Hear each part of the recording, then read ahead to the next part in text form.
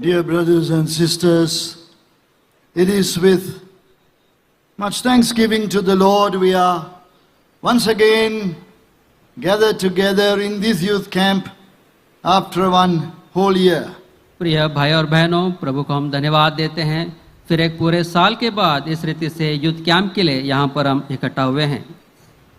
God gives us opportunities like this so that we may be blessed by the Lord, that His plans and purposes could be brought into our lives and we could be brought into those plans and purposes. प्रभु हमें ऐसे अवसर निरंतर वो देते रहता है और उसकी योजना ये है कि उसके जो विचार, उसके जो संकल्प हमारे जीवन में है, उस उद्देश्य और उस संकल्प में हम भी आ सके। Let us read from book of Psalms chapter 40 and verse 4.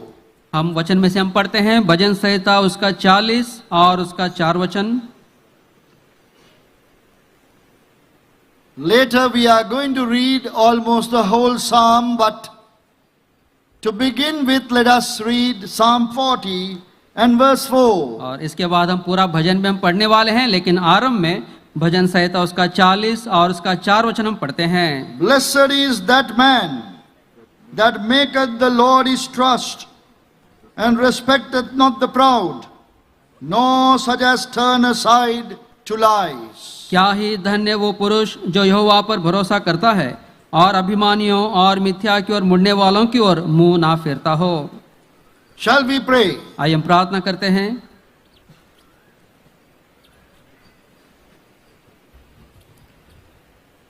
Our gracious, loving Heavenly Father, हमारे प्रेमी अनुग्रहकारी स्वर्गीय पिता, our great and eternal God, हमारे महान और अनंत परमेश्वर, we thank and praise Thee for gathering us together. प्रभु जी हम आपको धन्यवाद देते हैं कि आपके प्रभु जी उपस्थिति में इस रीति से हम इकट्ठा हो सके। Lord, in our individual situation, our own situations, Thou hast helped us, visited us, cleared the way for us to come to this place. प्रभु जी हम आपको धन्यवाद देते हैं कि इस रीति से प्रभु जी आपकी उपस्थिति में आने के लिए प्रभु आपने हमारे लिए मार्ग को सरल किए हैं। Lord, Thou hast taken away possible dangers, accidents and other hindrances, and Thou hast, Lord, commanded Thy angels to look over us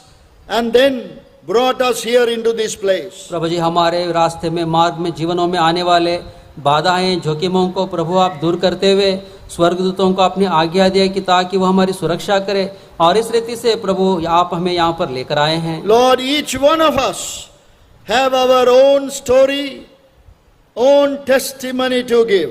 प्रभु जी हम में से हर एक के पास अपनी अपनी गवाही है और अपनी अपनी कहानी है जो हम बता सकते हैं। Lord, we thank Thee together at this time for all those testimonies, and now Thou hast brought us together, and we desire to be blessed abundantly by Thee. प्रभु जी उन सभी गवाहियों के लिए प्रभु हम आपको धन्यवाद देते हैं, और इस रीति से प्रभु आप हमें एकत्रित किए हैं ताकि प्रभु आपके द्वारा हम आशीषों को हम पा सके। O God, we thank Thee and praise Thee because Thou hast a plan for our lives. प्रभु जी हम आपको धन्यवाद देते हैं, स्तुति करते हैं, क्योंकि प्रभु हमारे जीवनों के लिए आपकी एक योजना है। Let that plan be revealed through the preaching, teaching and meditation of the word of God. प्रभु जी आपकी ये जो योजना है, प्रभु जी वचन की शिक्षा के द्वारा, मनन के द्वारा, प्रभु जी उस योजना को प्रभु आप हमारे लिए प्रकट करें। May our eyes be drawn towards our supreme example, our Lord and Savior, the Lord Jesus Christ. प्रभु जी हमारा जो ध्यान है, हमारा जो महान नमूना हमारा प्रभु यीशु मसीह है, उसके तरफ हमारा ध्यान आकर्षित हो सके। Help us to learn from different characters of the Bible who are only a foreshadow of the Lord Jesus Christ, the eternal Son of God. प्रभु जी अनंत काल का जो पिता का पुत्र प्रभु यीशु मसीह है, उसकी जो छाया के समान बाइबल में कई प्रकार के जो चरित्र है, प्रभु जी उसकी ओर हम देख रहे हैं, सहायता करें। Lord, help us that through our time together in these coming few days, that we may be strengthened, Lord, to build our lives upon the sure foundation of the Word of God. प्रभु जी हम इस रीति से थोड़े दिन जब हम इकट्ठा हो रहे हैं, प्रभु जी हमारे जीवन को प्रभु जी वचन के उस स्थिर नींव के ऊपर बनाए जाने के लिए प्रभु आप सहायता करें। We thank Thee for all the young brothers and sisters, the young people who have come together. प्रभु जी जवान भाई बहनों के लिए धन्यवाद देते हैं जो इस रीति से एकत्रित वो आ सके हैं। Lord, give us all patience to sit together and to take time to study the word. प्रभु जी आपके वचन का अभ्यास करने के लिए, धीरज से बैठने के लिए प्रभु आप हमें धीरज दीजिए। Lord, we have spent so much of time in studying secular subjects in the world, which man has been able to learn out of Thy creation. We thank Thee for such wisdom.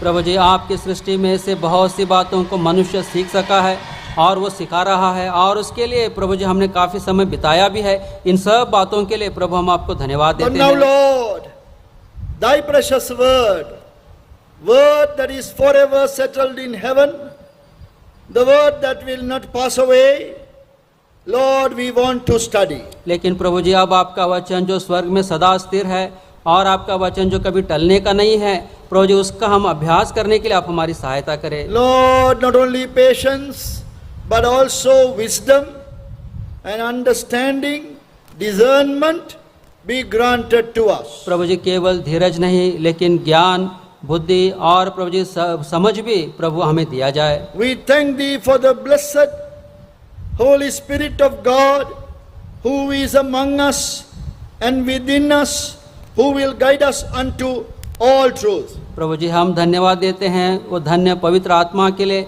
जो हम में है, हमारे मध्य में है, और सब प्रकार की सच्चाइयों में वो हमें लेकर चलता है। The anointing that we have received from God, वो अभिषेक जो परमेश्वर की ओर से हम पाए हैं, so that no man need to teach us. ताकि कोई मनुष्य को सिखाने की हमें आवश्यकता ना पड़े। Lord, we can receive some help from man. प्रभु जी मनुष्य से थोड़ी सहायता हम पा सकते हैं, But Lord, our eyes are upon Thee, because the true teaching, understanding of the word comes from Thee. लेकिन प्रभु हमारी आंखें आपकी ओर है, क्योंकि जो सही शिक्षा है, सही अभ्यास है, प्रभु जी वो केवल आपकी ओर से हमें मिलता है। So may that anointing, the Holy Spirit of God, work deeply in our hearts. प्रभु जी पवित्र आत्मा का वो अभिषेक गहराई से हमारे हृदयों में वो काम कर सके। Lord, even if there would be some here, maybe young boys and girls or teenagers who may not have been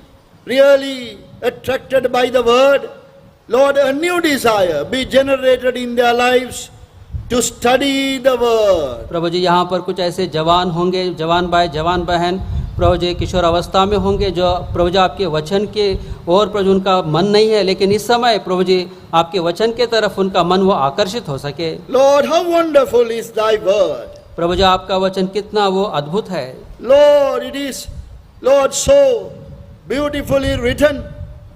Only the Spirit of God can put together such writings which will, Lord, strengthen us in our inner person. प्रभु जी कितना अद्भुत आपका वचन ही है, केवल पवित्र आत्मा परमेश्वर का वो काम है जो इस वचन को लिख सका है, ताकि हमारे भीतरी मनुष्यत्व को वो बल दे सके। So help us to learn the mysteries found in the word of God. प्रभु जी आपके वचन में पाए जाने वाले मर्मों को सीखने के लिए, प्रभु भेदों को सीखने के लिए प्रभु आप सहायता करें। We know that we are privileged because there are thousands, hundreds of thousands of people who are outside, Lord, who are not able to reach the word of God and read and understand. प्रभु जी हम अपने आप को बहुत ही धन्य है, प्रभु जी ऐसा हम प्रभु जी मानते हैं, क्योंकि प्रभु जी इस रीति से प्रभु जी हम आ सके हैं, लेकिन संसार में करोड़ों ऐसे लोग हैं जो आपके वचन के पास नहीं आ सके हैं। Now, Lord, reveal thy word to us, teach thy word to us. प्रभु जी आपके वचन को अब आप हमारे लिए प्रकट करें, आप हमें सिखाइए। Help us all to enjoy studying the word of God. प्रभु जी आपके वचन का अभ्यास करने में जो आनंद है प्रभु उसको हम अनुभव करने में सहायता करें। We pray with thanksgiving in the name of our loving Savior, the Lord Jesus Christ. इस प्रार्थना को धन्यवाद के साथ हमारे प्रेमी परमेश्वर प्रभु यीशु मसीह के नाम से मांगते हैं, आमीन।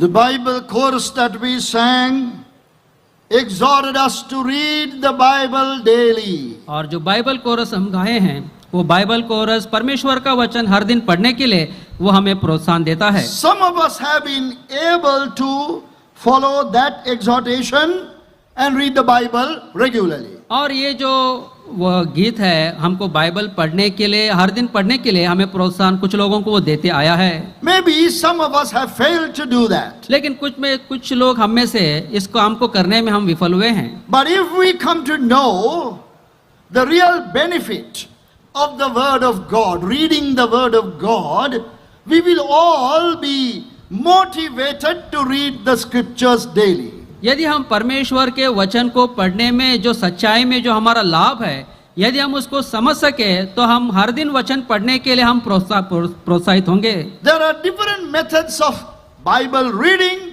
and Bible study. और बाइबल पढ़ना और बाइबल का अध्ययन करने में कई प्रकार के इसमें नमूने हैं। But I would like to just suggest to you 3 ways by which we could benefit by the word of God. लेकिन मैं आपको 3 ऐसे बातें बताना चाहता हूँ जिसके द्वारा परमेश्वर के वचन का लाभ हम उठा सकते हैं। And that will generate in us an interest to use the Bible, the word of God, on a daily basis. और ये हमारे जीवन में बाइबल को हर दिन के जीवन में इस्तेमाल करने के लिए ये हमको प्रोत्साहन देगा। Since the last youth camp, some of you attended the last youth camp last year, and you may have promised the Lord to read this amount, this much of the Bible, and you may have failed from time to time. There have been discouragements also. आप में से कुछ लोग पिछले पवित्र युद्ध camp में आप आए हैं और उस समय आपने कुछ लोगों ने निर्णय भी लिया है कि हम इस रीति से बाइबल इतना हम पढ़ेंगे, लेकिन आपके जीवन में कुछ निराशाएं आई हैं जिसके कारण आप बाइबल नहीं पढ़ पाए हैं। These are nothing new.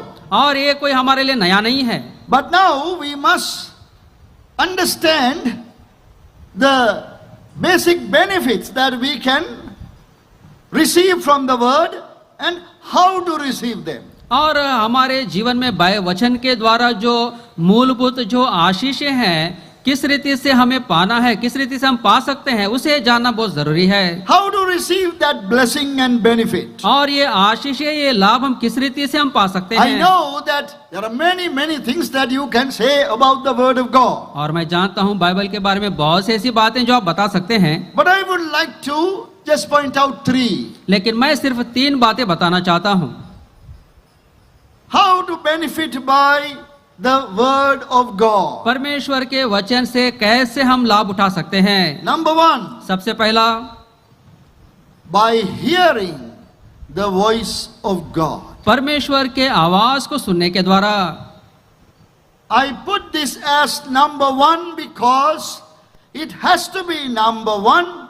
That is the most vital and important ministry of the word of God. मैं इसको पहला इसलिए कहता हूं क्योंकि परमेश्वर के वचन की सेवा में ये बहुत ही महत्वपूर्ण ये बात है।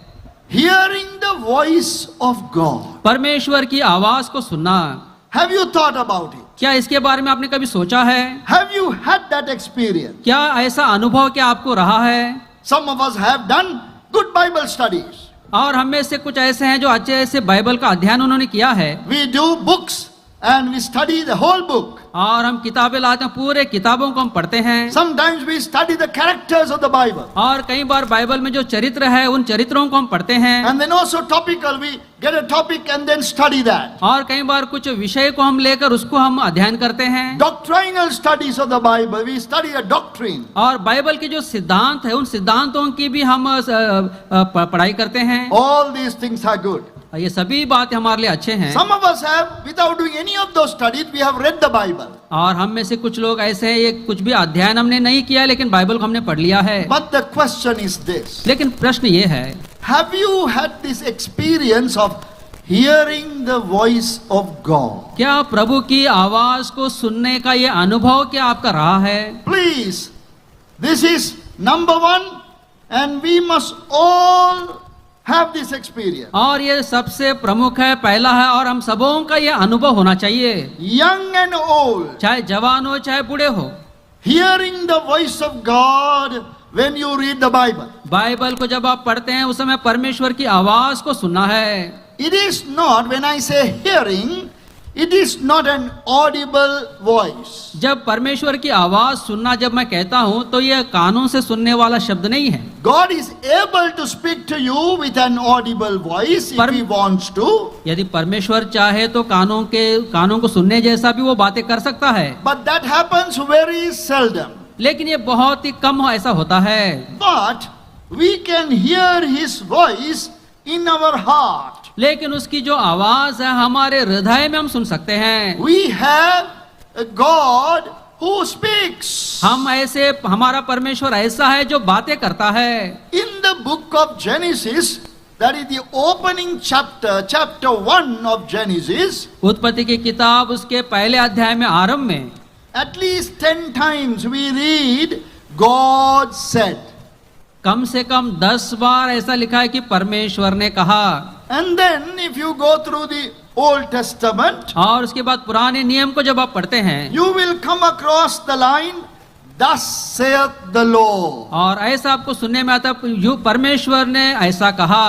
Close to about 430 times. कम से कम 430 बार ऐसा लिखा हुआ है। But then some similar expression is over 1,000 times. और उसी समान अलग जो शब्द है 1000 बार ऐसे लिखे हुए हैं। But the Bible says, thus saith the Lord. लेकिन बाइबल ऐसा कहता है कि परमेश्वर यहोवा यूं कहता है। What does that indicate? और ये हमें क्या बता रहा है? Our God is a speaking God. हमारा परमेश्वर बातें करने वाला परमेश्वर है। Then He must be given the opportunity to speak to us also. और इसलिए हमारे जीवन में उसको अवसर देना है कि हम बातें करने के लिए उसको हम अवसर दें। He spoke to some people of old. They are called the prophets of God. और पुराने नियम में परमेश्वर ने कुछ लोगों से उसने बातें किया है, उनको हम भविष्यवक्ता कहते हैं। But now how can He speak to us today? लेकिन आज हमसे वो कैसे बात कर सकता है? It is through the written word of God. वो लिखा हुआ परमेश्वर के वचन के द्वारा। Please think about this. कृपया इसके विषय में आप थोड़ा सोचिए। Have you heard the voice of God? क्या आपने परमेश्वर की आवाज को क्या आपने सुना है? If you begin to hear the voice of God, यदि आप परमेश्वर की आवाज को सुनना आरंभ करते हैं, you will have a desire to read the Bible every day. तब आपको परमेश्वर का वचन हर दिन पढ़ने का एक इच्छा आपके अंदर आएगा। This is highly personal matter. और ये बहुत ही मतलब व्यक्तिगत ये मामला है, व्यक्तिगत बात है। It is not God speaking to all of us together. और प्रभु परमेश्वर सबसे बात कर ऐसा नहीं है। It is when you read the Bible privately, God speaks to you personally and you hear the voice of God. जब आप व्यक्तिगत रीति से वचन पढ़ते हैं, व्यक्तिगत रीति से प्रभु आपसे बात करता है और आप प्रभु की आवाज को सुनते हैं। This verse God has spoken to me. इस वचन के द्वारा प्रभु ने मुझसे बात किया है। This line God has spoken to me with. और इस लाइन के द्वारा प्रभु ने मुझसे बात किया है। Sometimes it is only one word. कई बार एक शब्द के द्वारा बात करता है। That word God just brought it to my heart. This is for me. इस शब्द के द्वारा प्रभु ने मुझसे बात किया है और ये मेरे लिए है। This should happen on a daily basis. और ये हर दिन के मतलब जीवन में ये होते रहना है। Now some of us have this desire and also a practice of receiving promises from the Bible. और हम में से कुछ लोगों का ऐसा आदत है कि बाइबल में से प्रतिज्ञाओं को हम लेते रहते हैं। I am not talking about that. मैं इसके बारे में बात नहीं कर रहा हूँ। Hearing the voice of God is not that.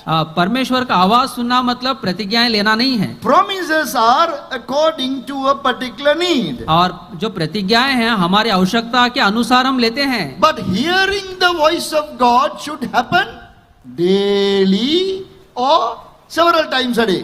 और परमेश्वर की जो आवाज सुनना है वो हर दिन होना चाहिए या फिर निरंतर वो होते रहना है। Then only our fellowship with God becomes very real. तब परमेश्वर के साथ हमारी जो संगति है वो बहुत ही मतलब वो सच्चा हो जाता है। Otherwise, यदि ऐसा नहीं है, reading the Bible, attending church will become religious practices. यदि ऐसा नहीं है, सिर्फ हम बाइबल पढ़ रहे हैं, मंदिर जा रहे हैं, तो एक धार्मिक एक कार्यक्रम हमारा हो जाएगा। Many people in the world, they read their religious books every day.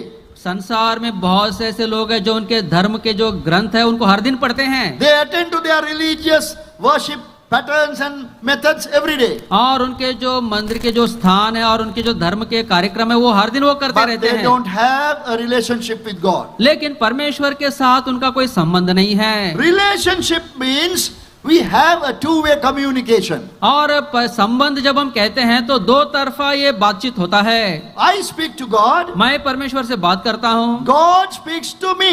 परमेश्वर मुझसे बात करता है। So he must speak to me. वो मुझसे बात करना ही है। That is called hearing the voice of God. और इसको हम परमेश्वर की आवाज सुनना कहते हैं। From whatever passage it may be. और परमेश्वर के वचन से कोई भी भाग से क्यों ना हो, The context of the passage does not matter. और वचन का जो बाइबल का जो संदर्भ है उसका कोई मायने नहीं है। Now I am telling something very valuable and precious. और मैं बहुत ही बहुमूल्य और गंभीर बातें मैं बता रहा हूँ। This was brought to light and to our attention maybe about 80 years ago. और ये बातें हमारे मतलब ध्यान में या फिर प्रकाश में 80 साल पहले ये लाए गए हैं। Particularly through the ministry of Brother Buck Singh. और विशेष करके ये बातें प्रभु के दास भाई बक सिंह उनके सेवा के द्वारा ये आया है। When he began to read the Bible, जब उन्होंने बाइबल पढ़ना आरंभ किया, he realized that God, he can hear God's voice. और वो परमेश्वर की आवाज को वो सुन सके हैं। It's not simply God speaking to you or teaching you something. और परमेश्वर ऐसे कुछ बात करना है, कुछ सिखाना, ऐसा नहीं It is है। actually God's voice ये वास्तव में परमेश्वर का आवाज है, on a daily basis. हर दिन। And you can see the result. और उसका परिणाम आप देख सकते हैं। What a great man he became. और वो कितना महान प्रभु का जन वो बना है। Greatness was the usefulness to God. और उसकी महानता इसमें थी कि वो कितना प्रभु के लिए वो उपयोगी बना। How many lives were blessed by that one life? और उस एक जीवन के द्वारा कितने लोगों को वो आशीष मिला है। So he began to question people. और इसलिए वो लोगों से प्रश्न करने लगे, Have you heard the voice of God? क्या परमेश्वर की आवाज को क्या आपने सुना है? So this became a new awareness, new revelation. और एक नया एक मतलब जागृति और एक नई बात ये हो गई है। Not that it did not happen with others before him. और उससे पहले दूसरों के साथ ऐसा नहीं हुआ, ऐसी बात नहीं है। It was there, ये था उसके पहले भी, but it was largely forgotten by man. लेकिन बहुत से मनुष्यों के द्वारा ये भुला दिया गया है। Now even today, after so many years, और we are forgetting this truth once again. और इतने सालों के बाद फिर से एक बार इस सच्चाई को हम भूल रहे हैं। When we say God spoke to me today,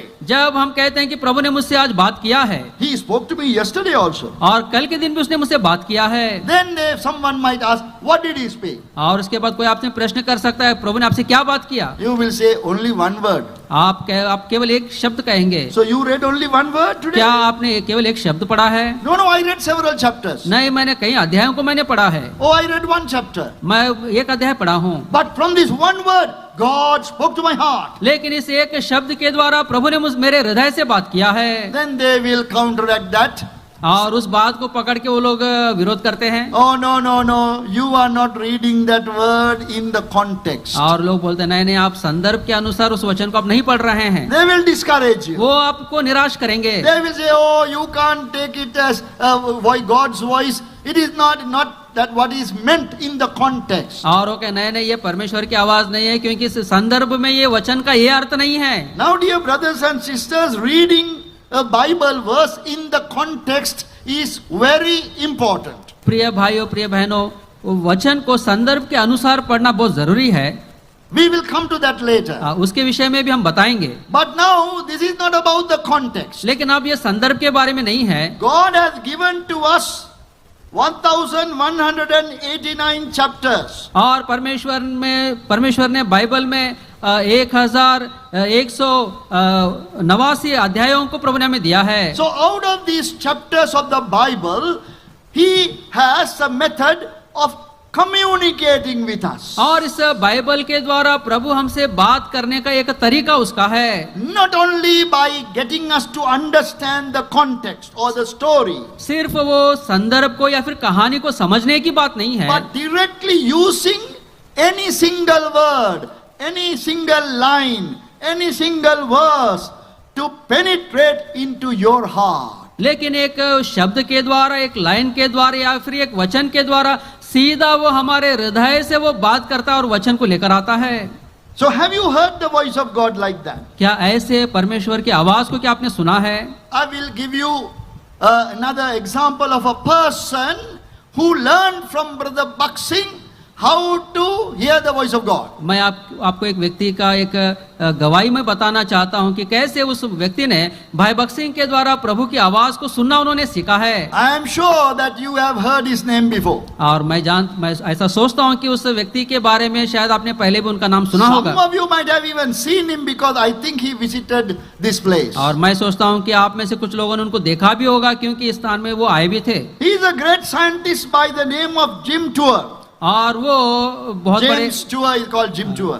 वो एक बहुत बड़े साइंटिस्ट है और उनका नाम जेम्स टूर है, जो हमारे बीच में आए थे। His initial graduate studies were done in Syracuse University in New York, USA. और उनका जो आरंभिक जो अभ्यास था वो न्यूयॉर्क सिराकुस यूएसए में उन्होंने पढ़ाई किया है। I know that he is a good friend of Brother Paul Jacob also. और मैं ये भी जानता हूँ कि भाई पॉल जेकब के वो बहुत अच्छे मित्र भी है। I listened to his testimony one day. और एक बार मैंने उनकी गवाही को सुना। He said something very, very interesting. और बहुत ही मतलब रोचक एक बात उन्होंने बताया। He said how he was introduced to the Lord Jesus Christ, how he met Brother T.E. Koshi of Syracuse. और कैसे वो भाई टी कोशी से मिले और कैसे उनके द्वारा वो प्रभु यीशु मसीह के संबंध में आए, उन्होंने बताया। How he realized that he was a great sinner. और कैसे उन्होंने इस बात को जान लिया कि वो बहुत बड़े पापी हैं। He needed forgiveness. और उनको पापों की क्षमा की आवश्यकता And he है। read for the first time, being a Jew himself, he read for the first time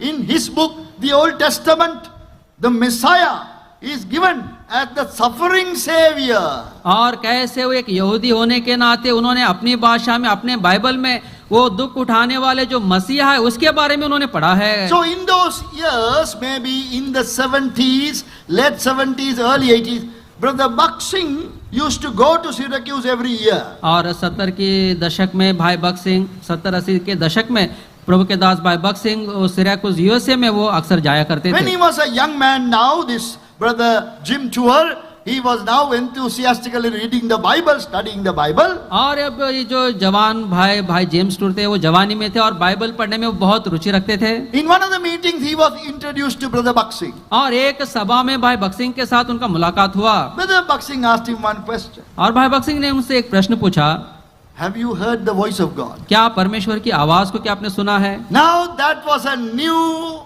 idea.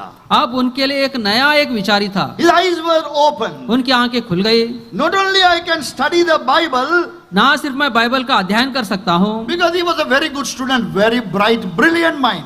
क्योंकि वो बहुत ही होशियार एक विद्यार्थी थे। He realized that apart from that, I must hear God's voice. और इसके अलावा मुझे परमेश्वर की आवाज भी मुझे सुनना है। So he started kneeling down, opening his book, the Bible, reading, expecting God to speak to him. अब वो जाकर वो घुटना टेकने लगे और बाइबल खोलकर पढ़ने लगे और परमेश्वर की आवाज को सुनने की अपेक्षा में बैठे हैं। And finally, he had that experience. और अंत में उनको ये अनुभव मिल गया। So it does not it does not matter which passage you are reading. आप कौन सा अध्याय पढ़ रहे हैं इससे कोई मतलब नहीं है। You read your daily portion. आपका हर दिन का जो भाग है वो आप पढ़िए। As you read, जैसे आप पढ़ते रहेंगे you will hear the voice of God. आप परमेश्वर की आवाज को सुनेंगे। Not by your ear, but it is through your heart. आपके कानों के द्वारा नहीं, लेकिन आपके हृदय के द्वारा सुनेंगे। And you must be happy about it. और उसके विषय में आपको आनंदित होना है। Now this is not to find God's will. अब ये प्रभु की इच्छा को जानने के लिए ये नहीं है। Now some of you are in marriageable age maybe. अब आप में से कुछ लोग ऐसे हैं जो विवाह के मतलब उम्र में आए हैं। Now we have this habit of finding God's will for marriage. अब हमारे अंदर ये आदत है कि शादी के लिए प्रभु की इच्छा को जानना है। And then you begin to read the Bible with new enthusiasm. तब आप बाइबल को नए उत्साह के साथ पढ़ना आरंभ करते हैं। Sometimes very sad things happen among us. और कई बार कुछ दुखद घटनाएं घट जाती हैं। Mother and father, the parents will find a good boy or a good girl. और माता पिता जो है अच्छा लड़का या लड़की को ढूंढते हैं। They are satisfied. He is a good boy, good girl.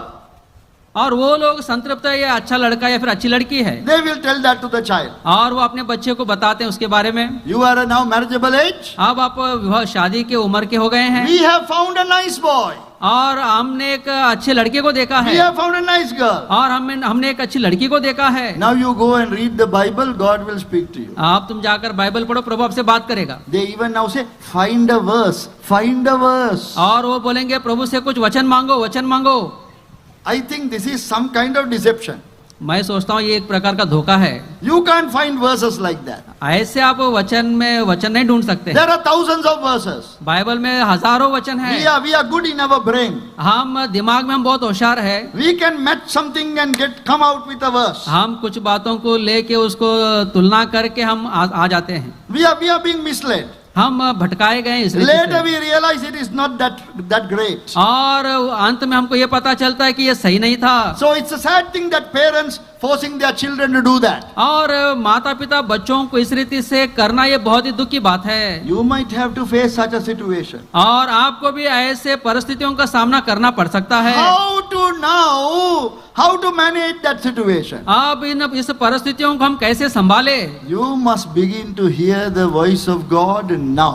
आपको परमेश्वर की आवाज सुनना अभी से आरंभ करना है। Only those who are hearing the voice of God on a daily basis can also find God's will when it comes to important steps in life. और हर दिन जो परमेश्वर की आवाज सुनने का जो आदत आपने लगाया है, वही लोग आपके जीवन में जब बड़े निर्णयों को आपको लेना पड़ता है, तब आप परमेश्वर की इच्छा को जान सकते हैं। Some of the young people do not read the Bible daily. और कुछ जवान ऐसे हैं जो हर दिन बाइबल नहीं पढ़ते हैं। Forgotten the Bible. और They have forgotten the Bible. Bible को भूल गए हैं। But suddenly because marriage came up, और इस कारण कि तुरंत अब शादी होने वाला they है। have taken the Bible, now reading it. अब आप बाइबल खरीद लिया, आप पढ़ रहे हैं। They are even fasting for 3 days. और इतना ही नहीं, लेकिन 3 दिन का उपवास भी करते हैं। Hoping that God will speak to them now. वो ऐसा सोच रहे हैं कि प्रभु अब मुझसे बात करेगा। God in His mercy can speak to you. First of all, you must be reconciled with God. प्रभु अपनी दया में बात कर सकता है, लेकिन सबसे पहले परमेश्वर के साथ आपका मेल मिलाप होना है। This is why we are encouraging you now to begin to hear the voice of God on a daily basis. और इसलिए हम आपको अभी प्रोत्साहन दे रहे हैं कि परमेश्वर की आवाज को हर दिन सुनने का अभ्यास आप डालिए। Children also can do this. बच्चे भी ये कर सकते हैं। Teenagers can do this. किशोर अवस्था वाले भी कर सकते हैं। Young adults can do this. जवान लोग ये कर सकते हैं। Old people can do this. बुजुर्ग लोग ये कर सकते हैं। Hearing the voice of God through the word of God. और परमेश्वर के वचन से परमेश्वर की आवाज को सुनना। Then only we can find God's will at a given time or any situation.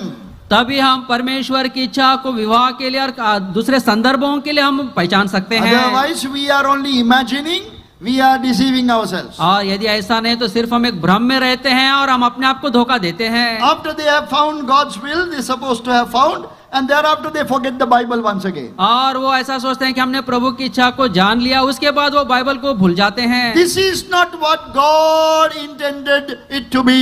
और परमेश्वर ने इस बाइबल को इस रीति के लिए, संदर्भ के लिए उसने नहीं बनाया है। So this great scientist, this nanotechnologist, I think many of us must be interested in nanotechnology. अब ये जो महान साइंटिस्ट थे वो नैनो टेक्नोलॉजी के साइंटिस्ट थे, आप में से कुछ लोग Most जानते of our होंगे। mobile phones and these little gadgets that we have, they work on those, that is based on this science, nanotechnology. और हमारे पास जो मोबाइल फोन्स है और जो गैजेट्स है, ये सभी नैनो टेक्नोलॉजी के ऊपर ये काम करते हैं। So this great man, और ये who जो- is a professor at Rice University in Dallas, और डालस में राइस यूनिवर्सिटी में ये जो महान प्रोफेसर थे, he said, I now hear the voice of God daily. और उन्होंने कहा अब मैं परमेश्वर की आवाज को हर दिन मैं सुन रहा हूँ। He will open the Bible, he will kneel down and say, Lord, now speak to me. और वो बाइबल खोलते हैं और घुटने टेक कर पढ़ते और बोलते हैं कि प्रभु जी अब आप मुझसे बातें It कीजिए। is not studying the Bible. और ये बाइबल का अध्ययन करना नहीं है, You can call it devotional reading of the scriptures. और इसको आप मतलब मौन ध्यान का समय ऐसा आप कह सकते हैं। Lord, I want to hear your voice. प्रभु जी मैं आपकी आवाज को सुनना चाहता हूँ। Initially it will be difficult. आरंभ में ये आपके लिए थोड़ा कठिन होगा। God will wait for some time. प्रभु थोड़ा समय इंतजार करेगा। God will want to see whether you really want to hear his voice. प्रभु ये देखना चाहता है कि क्या आप सच्चाई में उसकी आवाज को क्या आप सुनना चाहते हैं। Then he will begin to speak. और उसके बाद वो बातें करना आरंभ करता है। Now I want you to start today. और मैं ये चाहता हूँ कि आप आज से आप आरंभ करें। If you have not been hearing God's voice यदि अब तक आपने प्रभु की आवाज को नहीं सुना through है the Bible, वचन के द्वारा, start today. आज से आरंभ कीजिए। And when you hear the voice of God, और जब आप प्रभु की आवाज को सुनेंगे you tell others about it. और उसके बारे में आप दूसरों को They बताइए। might either criticize you or agree with you. और वो लोग आपका मजाक उड़ा सकते हैं या फिर आपके साथ सहमत हो सकते That हैं, does not matter. और इससे कोई मतलब नहीं है। Why is it? कारण क्या है? It's a private and a personal matter. क्योंकि ये आपका व्यक्तिगत, ये आपकी बातें हैं। You cannot explain it to others. आप दूसरों को इसका वर्णन नहीं कर सकते हैं। God has spoken to you. परमेश्वर ने आपसे बातें की है, It is not necessarily some instruction.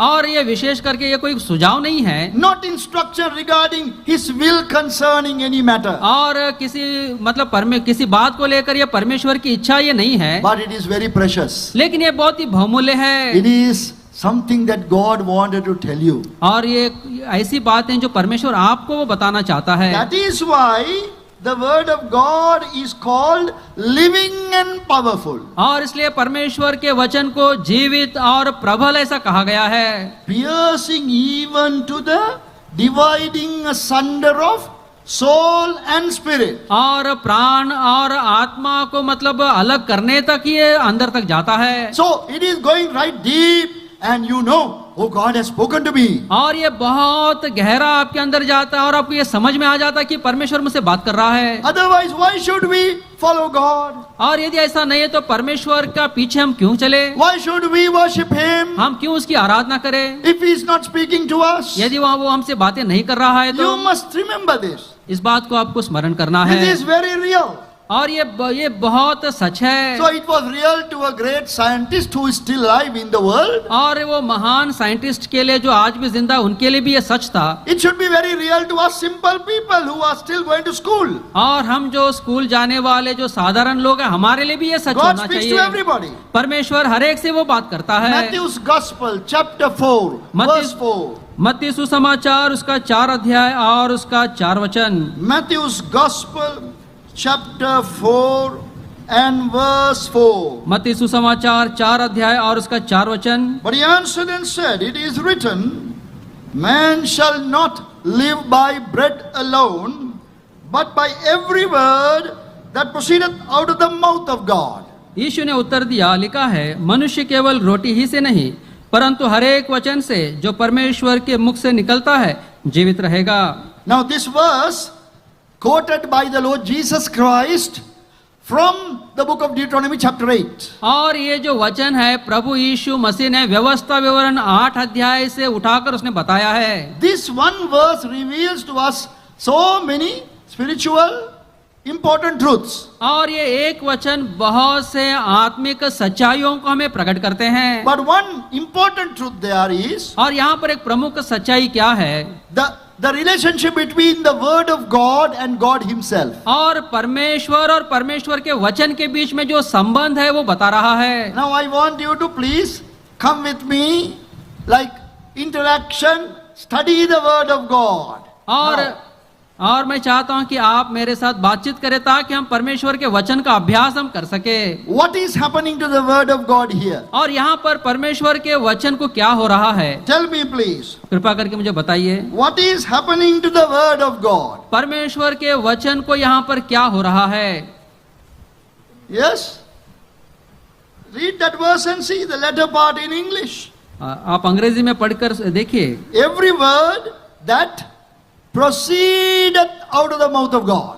हर एक वचन जो परमेश्वर के मुख से निकलता है, Word of God is proceeding out of the mouth of God. परमेश्वर का वचन परमेश्वर के मुख से निकल रहा है। Now I don't know how in the language it is, but it is in the present tense.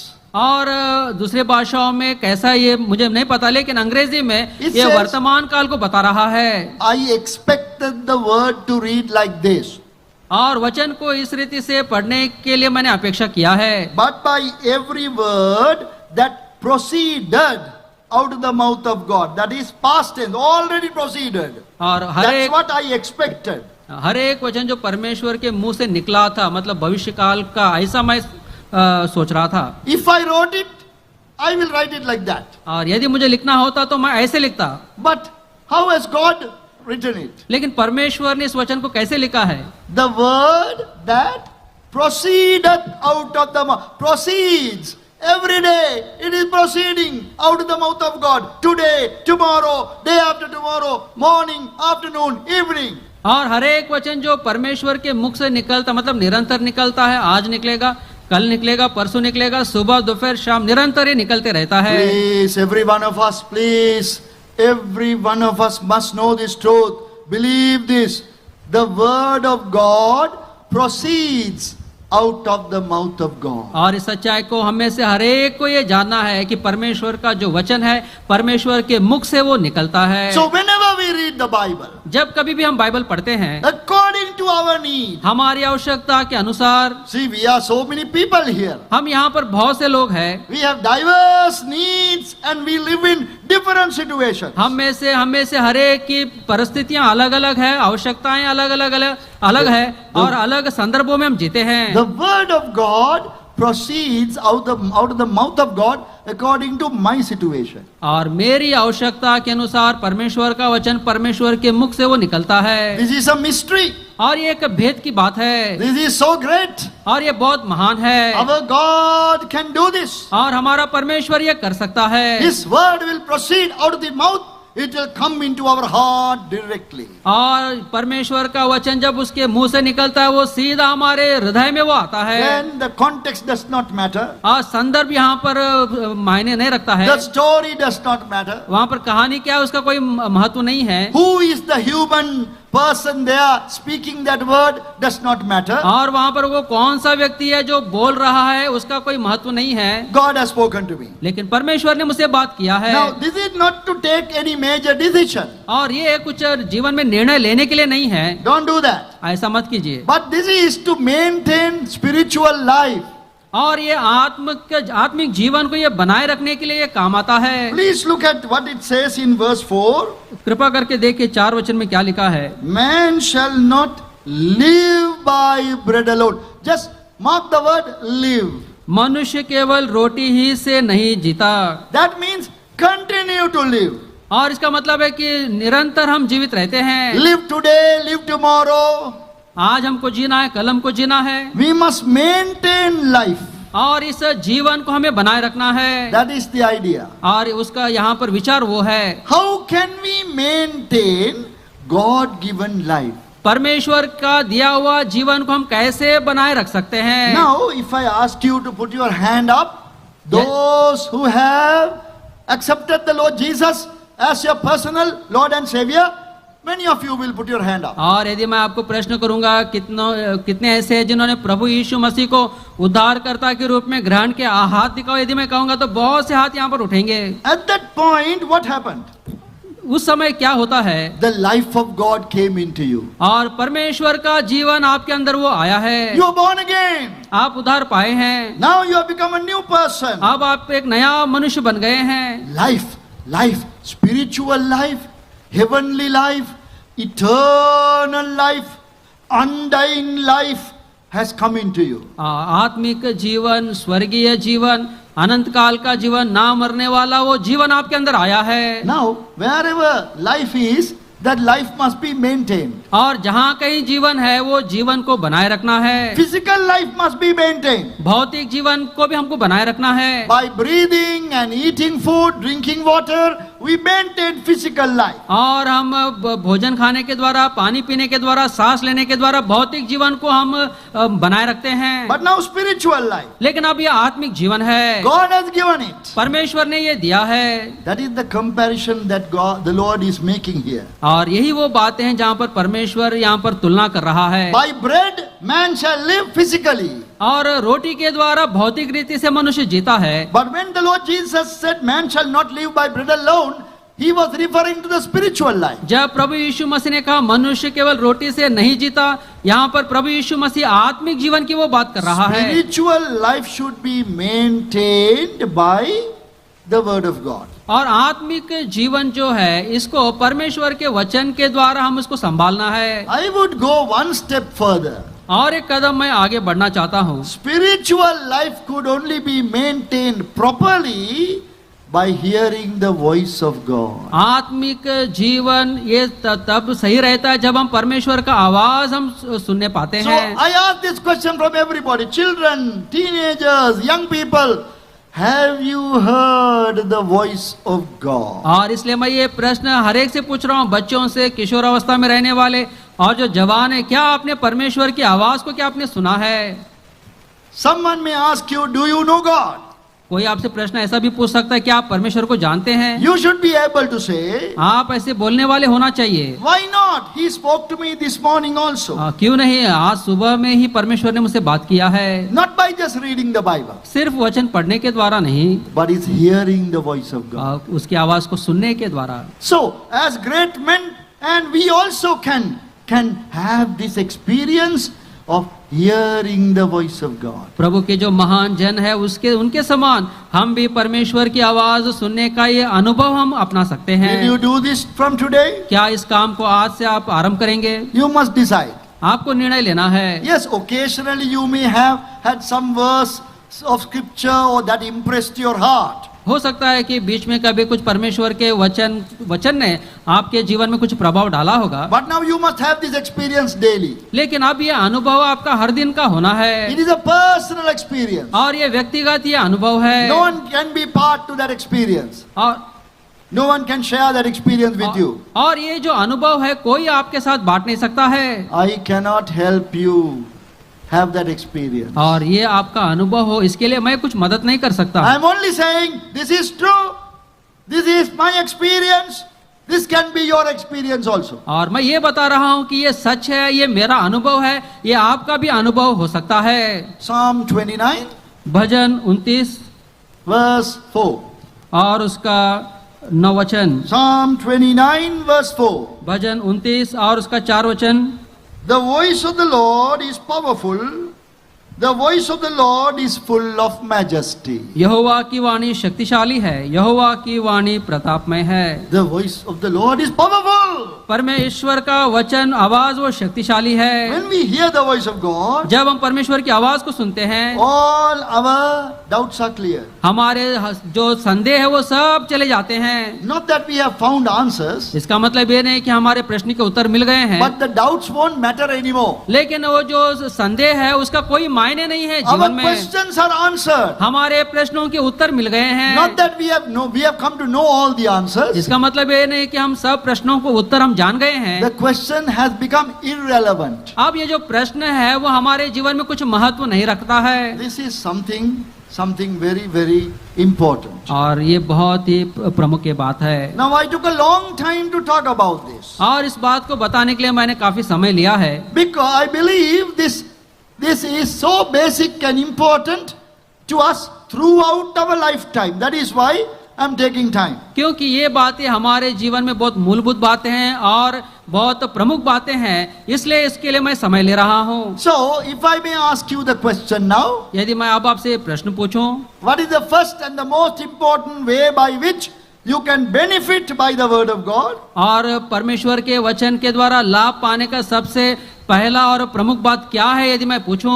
You must say by hearing the voice of God. आपको ये कहना होगा कि परमेश्वर की आवाज को सुनने के द्वारा। You must have this as a lifelong practice. और जीवन भर ये आपका एक प्रक्रिया, एक अनुभव ये होना चाहिए। By this we can be delivered from all kinds of temptations. और इसके द्वारा हर प्रकार के परीक्षाओं से हम बच सकते हैं, All kinds of discouragements. हर प्रकार की निराशाओं से बच सकते हैं, We can lead a victorious Christian life. और एक जयवंत मसीह जीवन हम जी सकते हैं। But today people despise this. लेकिन इन बातों को बहुत से लोग इन दिनों में तुच्छ जानते हैं। Even as a young person, you tell somebody, they might discourage you. और आप एक जवान के नाते आप किसी को ऐसा बताएंगे तो वो लोग भी तुमको तुच्छ They जानेंगे। will say, no, God doesn't speak like that. वो लोग बहुत बताएंगे कि परमेश्वर ऐसे बात नहीं करता No, है, He does speak. लेकिन परमेश्वर ऐसे ही But बात it करता must है। happen on a daily basis. लेकिन ये हर दिन का अनुभव हमारा होना चाहिए। Now, how to be guided by the word and how when we come to make decisions, finding God's will, those are other subjects that we must study separately. और हमारे जीवन में परमेश्वर की इच्छा को कुछ संदर्भों में हम कैसे हमको जानना है, ये जो बातें हैं ये मतलब एक अलग ये विषय है, इसको अलग से हमें सीखना है। But I am talking about this basic thought of hearing the voice of God. लेकिन मैं यहाँ पर बहुत ही सामान्य और मूलभूत ये बात को मैं बता रहा हूँ कि It is- परमेश्वर की आवाज को हम कैसे सुने। It is powerful. ये बहुत शक्तिशाली है। God's glory will come into our heart. परमेश्वर की महिमा हमारे हृदयों में आ Then जाएगा nobody can stop you. और वहां पर आपको कोई रोक नहीं सकता है। They can bring so many arguments और वो बहुत से वाद विवाद वो लेकर आ सकते हैं against the existence of God, और परमेश्वर के अस्तित्व के विषय में लेकर आते हैं against the creation by God. और परमेश्वर की सृष्टि के बारे में वो लेकर आते हैं। So many baffling questions can come to you, और बहुत से ऐसे विचलित करने वाले प्रश्न आपके पास ला सकते हैं, but those will have no effect और उसका कोई भी प्रभाव आपके ऊपर नहीं होगा, on your spiritual life. आपके जीवन पर कोई प्रभाव नहीं होगा। Even persecution can happen. और सतावट भी हो सकता है। Some of young people, you can be persecuted, आप में से कुछ जवान लोग आपको सताया जा सकता है, but still it won't matter because you hear the voice of God. लेकिन वो आपके जीवन में कोई मायने नहीं रखेगा क्योंकि आप परमेश्वर की आवाज को आप सुन रहे So हैं। this is a very important but mysterious experience. और ये बहुत ही प्रमुख और बहुत ही भेद की ये बात है। God becomes very real in your life. और परमेश्वर आपके जीवन में वो बहुत मतलब एक सच्चा वो हो जाता So है। please don't neglect this. कृपा करके इसका आप तिरस्कार ना करें। Then let us go to the second. अब हम दूसरी बात की ओर आते हैं। The second way by which we can benefit from the word of God. और परमेश्वर के वचन के द्वारा किस रीति से हम लाभ उठा सकते हैं उसका ये दूसरा बात है। This is by when we read a verse or a short passage, we compare it with other passages in the Bible. जब हम वचन का कुछ भाग जब हम पढ़ते हैं उस वचन के भाग को बाइबल में दूसरे संदर्भों के साथ उसके साथ हम तुलना करते हैं। This is done by the Holy Spirit. The enabling is given. और ये पवित्र आत्मा के द्वारा ये किया जाता है जब वो समझ आपको मिलता है। This is like receiving spiritual instruction. और ये आत्मिक रीति से दिशा निर्देश को पाने के लिए होता है। In the first book of Corinthians chapter 2, पहला कुरिन्थियों उसके 2 अध्याय में, please see first book of Corinthians chapter 2, पहला कुरिन्थियों उसका 2 अध्याय verse 13. और उसका 13 वचन, Which things also we speak, not in the words which man's wisdom teacheth, but which the Holy Spirit teacheth, comparing spiritual things with spiritual. जिनको हम मनुष्यों के ज्ञान की सिखाई हुई बातों में नहीं परंतु आत्मा की सिखाई हुई बातों में आत्मिक बातों से मिला मिलाकर सुनाते हैं। Still, this is not a contextual study, और यहाँ पर भी ये संदर्भ का ये मतलब सीखने की बात नहीं है, but it is a textual study. मतलब ये मतलब वचन का एक अभ्यास है। Now please look at the theme verse. अब आप इस शीर्षक वचन को आप देखिए, Where is the theme verse displayed? और शीर्षक वचन कहाँ पर लिखा हुआ है? All your heads must turn toward the theme verse. You can see. आप यहाँ पर आप देख सकते हैं शीर्षक वचन यहाँ पर लिखा हुआ है, This way or that way. Permanent board is there. Where is that? Yes. There. Theme verse. What is the first word in that theme verse? और इस शीर्षक वचन में पहला शब्द क्या है? Yes. Brothers. Blessed. धन्य Blessed. है। Now, we can do a study on this word blessed. अब ये जो धन्य है इसके ऊपर हम बाइबल अध्ययन कर सकते हैं। In which passage of the Bible we find this word blessed repeated again? Every verse, every verse, every verse. Which passage? और ये जो धन्य है, ये जो शब्द है बाइबल के कौन से संदर्भ में है जो बार बार धन्य है, धन्य है, धन्य है, कहाँ कौन से संदर्भ में लिखा हुआ है? I'm not just trying to get your Bible knowledge, test your Bible knowledge, but just try to tell an answer. मतलब मैं आपका बाइबल Yes. का ज्ञान का परिचय नहीं Okay, ले रहा Gospel हूँ। of Matthew, right. Then what is the chapter? Chapter 5, very good.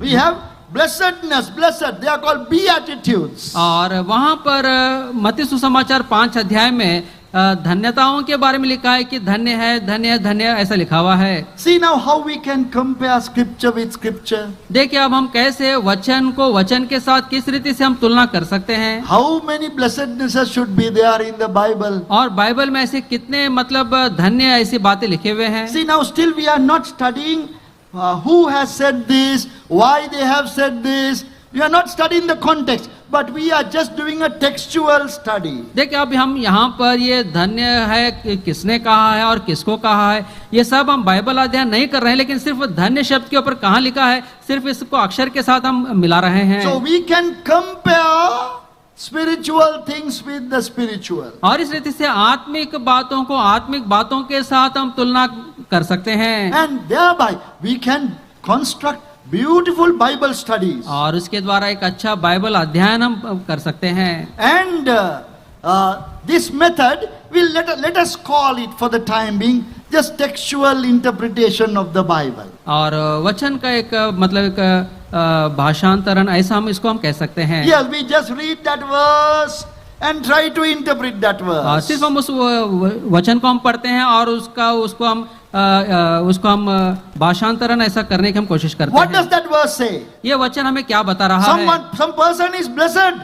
कोई मनुष्य यहाँ पर धन्य है। Oh, then what else is the Bible saying about blessed people? और धन्य लोगों के बारे में बाइबल और क्या बता रहा है? Who are the blessed people in other places? और दूसरे भागों में धन्य लोग कौन है? See, that is a study of the scripture. और ये वचन का एक अभ्यास है। So this is another thing, very important thing we should follow.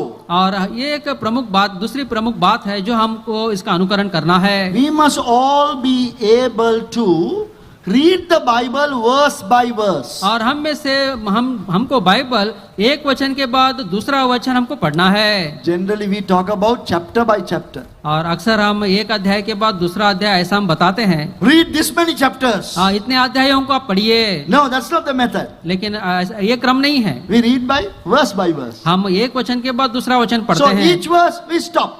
एक वचन के बाद आप रुक जाइए Oh, think about it. और उसके बारे में आप ध्यान कीजिए। Any similar verse like this? क्या ऐसा और कोई वचन कहीं लिखा है A thought that is similar. या फिर ऐसा कोई विचार कहीं We दूसरी go जगह to में आया that है? place आप उस स्थान में जाइए and read that place और वो उस वचन को भी आप पढ़िए and write down those verses. और उन वचनों को आप लिख लीजिए। See, we are benefiting by the word of God. देखिए इस रीति से परमेश्वर के वचन के द्वारा हम लाभ उठाते हैं। This method you must follow. और इस क्रम को आपको सीखना है। First reading is devotional reading. पहला जो पढ़ना है वो एक मौन ध्यान के समय ऐसा हम बोलते हैं, To hear the voice of God. ताकि हम परमेश्वर की आवाज को हम सुन सके। Second reading is to compare it with other parts of the Bible. और दूसरा जो पढ़ना है वो मतलब वचन को दूसरे वचनों के साथ तुलना करना है। Any one of us can compare like that. क्या हम में से कोई ऐसा इसको तुलना कर सकता है? From beginning, now we will take blessed.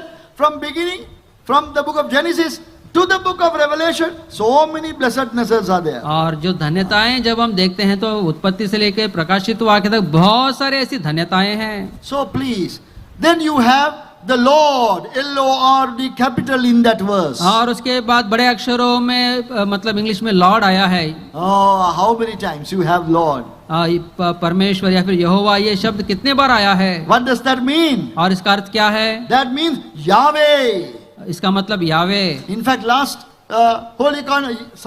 last youth camp, I can remember, we just read some of these verses. और पिछले युद्ध कैंप में कुछ वचन के भागों के संदर्भ में हम पढ़े हैं, हम याद करते हैं। And making him our trust or putting our trust in him. उसको हमारा भरोसा करना या फिर हम उसके ऊपर भरोसा रखना।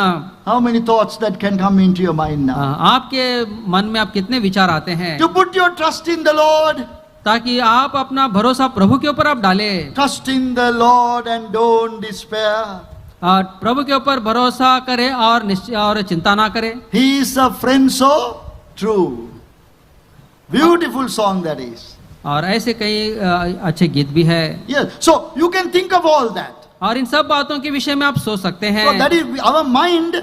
God will help our mind to think about other places where similar thoughts are mentioned, similar words are mentioned, thereby we understand the overall message. और इस रीति से प्रभु हमारे मतलब मनों की वो सहायता करता है ताकि मतलब ये वचन और ये जो विचार है कहाँ पर ऐसे लिखा हुआ है और इस रीति से हम मतलब उसको पढ़ सकते हैं। So we can receive so much of spiritual instruction. और बहुत सारा एक आत्मिक एक दिशा निर्देश इस रीति से हम पा सकते हैं। So that we will call it for the time being textual interpretation. और इसको हम वचन का मतलब वचन को समझना सीखना हम बोलते हैं। Then I have to talk about the third one. अब मैं तीसरी बात बता रहा हूँ।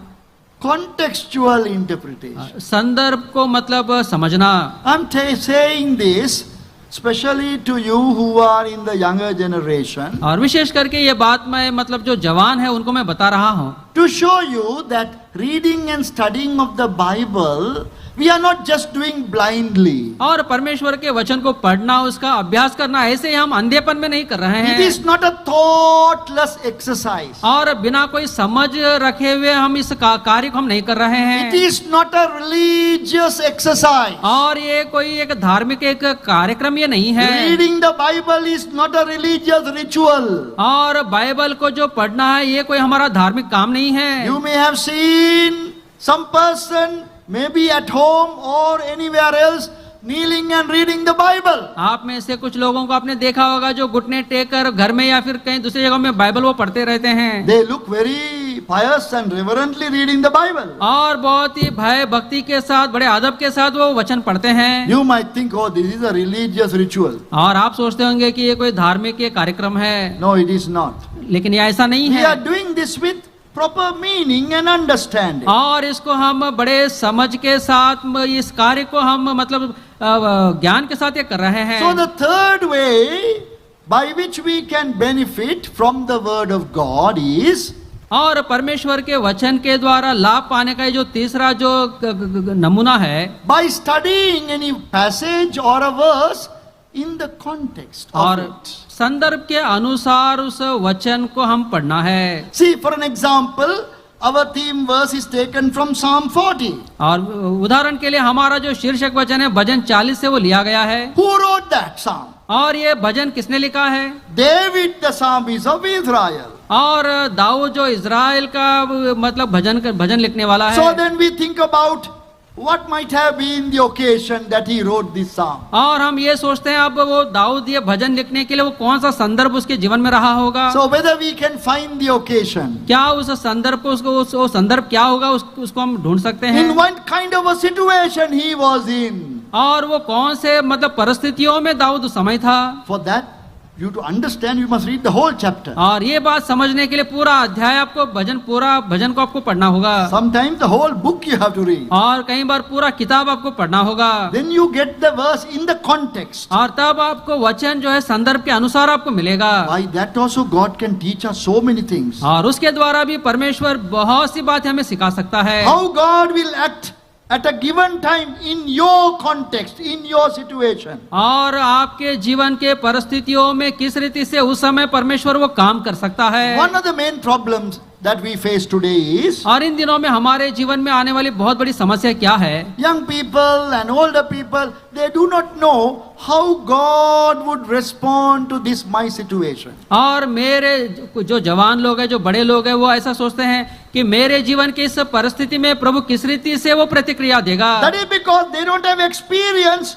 of understanding the Bible in the context. और ये कारण इसलिए है कि संदर्भ के अनुसार मतलब उस वचन को उनके जीवनों में उन्होंने अनुभव नहीं किया है। If we know any life, Samuel's life, David's life, Solomon's life, in individual situations, how God acted and reacted, और शमूएल के जीवन में, दाऊद के जीवन में, सुलेमान के जीवन में कैसे परमेश्वर ने काम किया, प्रतिक्रिया दिया, उन बातों को जब हम देखते हैं, then we will know how God will act in my situation. और तब हम इस बात को जान जाते हैं कि मेरे जीवन के परिस्थितियों में प्रभु कैसे काम करेगा। So please think about these things. और इसलिए कृपा करके इन बातों के विषय में आप ध्यान दीजिए, I only सोचिए। just gave you 3 basic things. और बहुत ही मूलभूत 3 बातें मैंने आपको बताया है। How to benefit by the word. वचन के द्वारा कैसे हम लाभ उठा सकते But हैं। if I put them in right order, और इसको यदि मैं क्रम में यदि डालूंगा, number 1 is hearing the voice of God. सबसे पहला परमेश्वर की आवाज को सुनना है। Please repeat after me. कृपा मेरे पीछे बोलिए।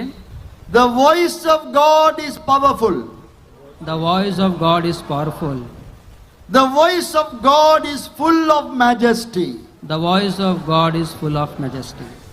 So please, thank you. You must desire to hear the voice of God today itself. और परमेश्वर की आवाज सुनने के लिए आपकी जो इच्छा है, आज से ही वो आरंभ होना है। Then later you learn how to do a contextual study or a textual study, then a contextual study. और उसके बाद मतलब वचन का कैसे आपको उसका अभ्यास करना, उसके बाद वचन को संदर्भ के साथ कैसे उसका अभ्यास करना, उसको आपको करना है। We must do everything what we do with the Bible with good understanding, good knowledge, good devotion. और अच्छे मतलब भक्ति के साथ, समझ के साथ और अदब के साथ मतलब ये अभ्यास परमेश्वर के वचन का हमें करना है। So some people think by repeating, either reading or repeating by memory, blessing will come. It is not like that. और कुछ लोग सोचते हैं कि बाइबल को बार बार पढ़ने से या फिर उसको बार बार दोहराने से आशीषें मिलते हैं, ऐसा वो सोचते हैं, लेकिन ऐसा वो नहीं है। Now we are trying to come slowly though, coming to the theme verse.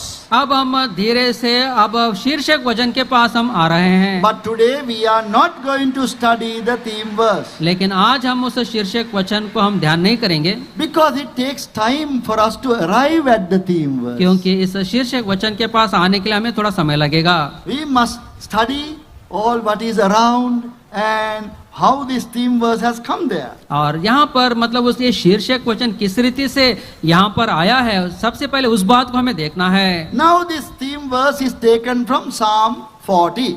अब ये जो शीर्षक वचन है भजन संहिता 40 में से लिया गया है। And then this Psalm 40 is found in the book of Psalms. और ये जो भजन 40 जो ये मतलब भजन संहिता के उस पुस्तक में पाया जाता है। So let us stop there. अब यहाँ पर हम रुकेंगे, Otherwise we can say the book of Psalms is found in the Bible. और नहीं तो हम ऐसा बोलेंगे कि भजन संहिता जो किताब है ये बाइबल में है। Without doing a basic study about the whole body of scriptures, और वचन का पूरा अभ्यास ना करते हुए we'll start from the book of Psalms. हम भजन संहिता से हम शुरू कर देंगे। Are you with me? क्या आप मेरे साथ है? Have you have the patience to do that? क्या ये करने के लिए आपके अंदर धीरज है? At least smile a little bit, then I know that you are happy to do this. आप थोड़ा मुस्कुराएंगे तो मैं समझूंगा कि ये करने के लिए आप थोड़े खुश है। We don't want to burden you with anything that you don't like. मैं जो आपको पसंद नहीं है वो आपके ऊपर डाल के आपको मैं आपके ऊपर बोझ डालना नहीं चाहता हूँ। How many chapters in the book of Psalms? भजन संहिता में कितने अध्याय है? How many songs? कितने अध्याय है? 150. 150।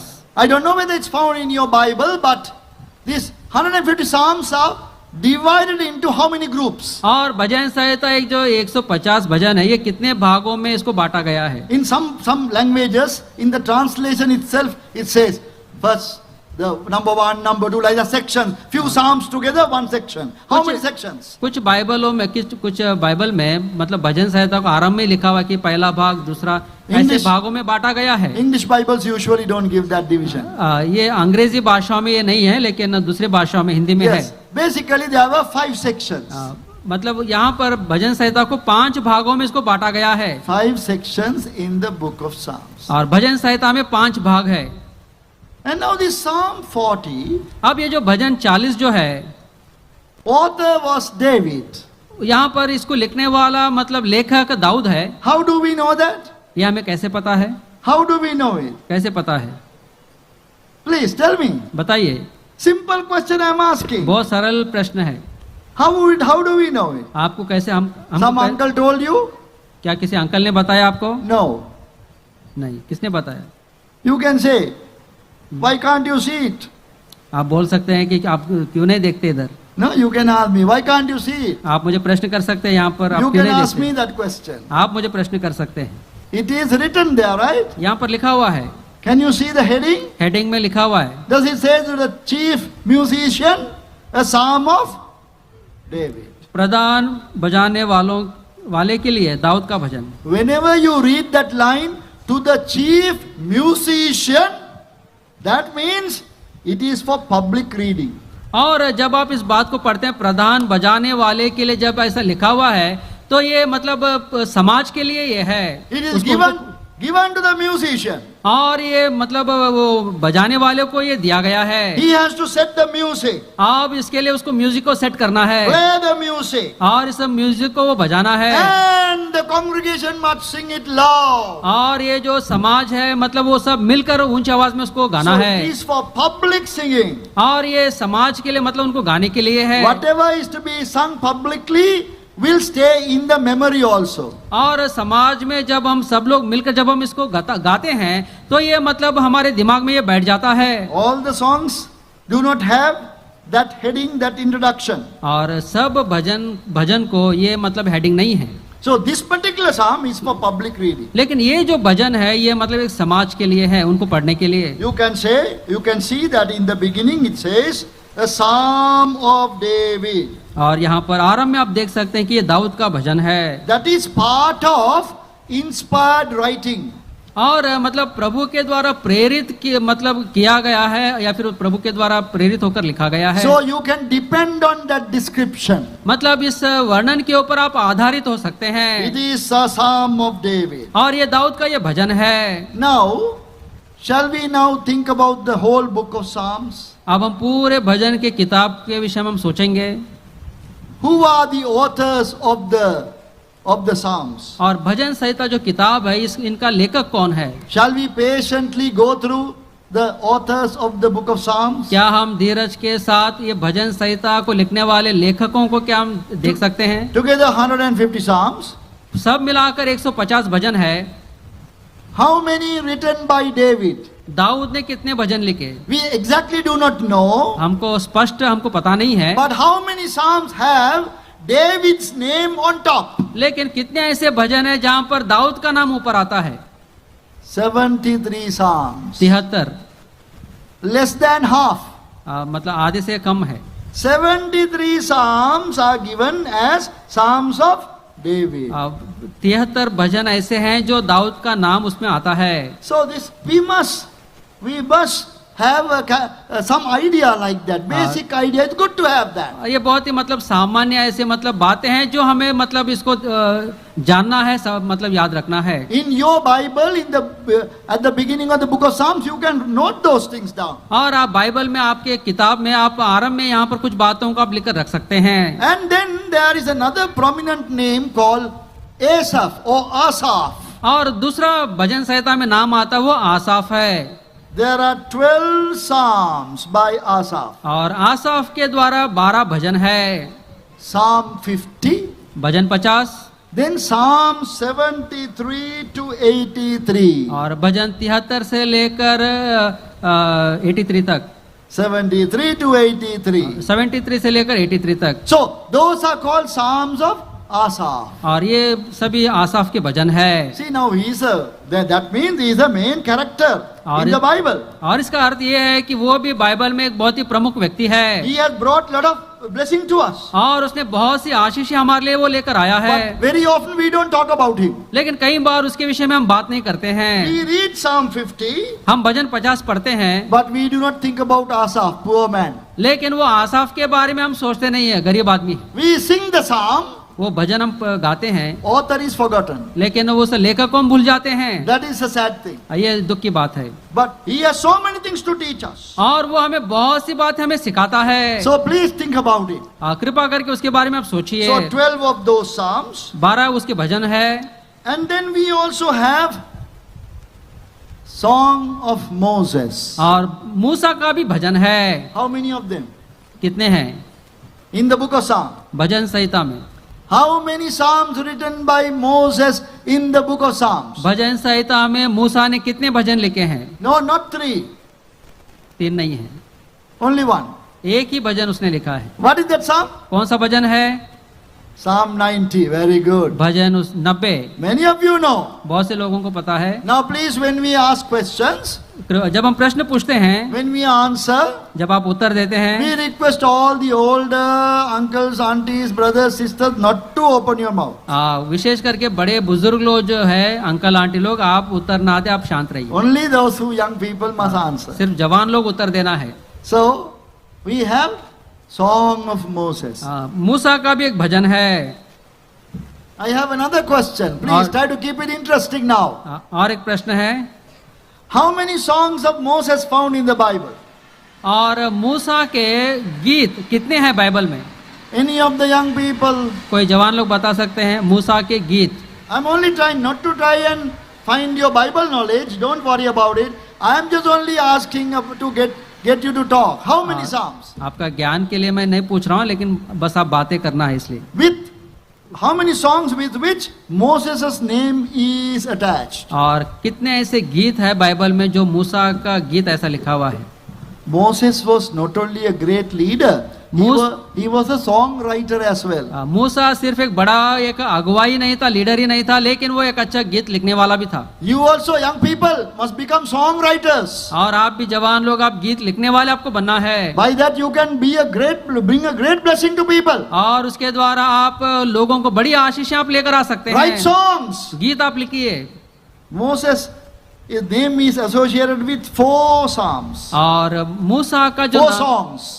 मूसा का जो नाम है 4 गीतों के साथ आता है। First one is found in Exodus 15. पहला जो गीत है निर्गमन 15 अध्याय में आता है। Second one, God asked him to write that psalm.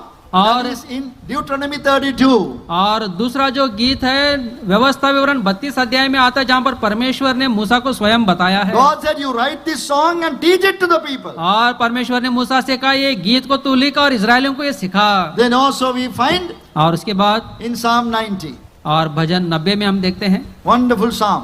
ये भी अद्भुत भजन है। About the eternal state of God. और परमेश्वर की अनंत मतलब उसकी जो मतलब दशा उसके बारे में लिखा है। And about the brevity of man's life. और मनुष्य की मतलब उसका अल्प जीवन कितना अल्प है उसके बारे में लिखा है। Where do you find the 4th psalm? और चौथा गीत कहाँ पर है? Song of Moses. मूसा का गीत कहाँ पर है? This is a very special one. ये बहुत विशेष है। This is in Revelation 15.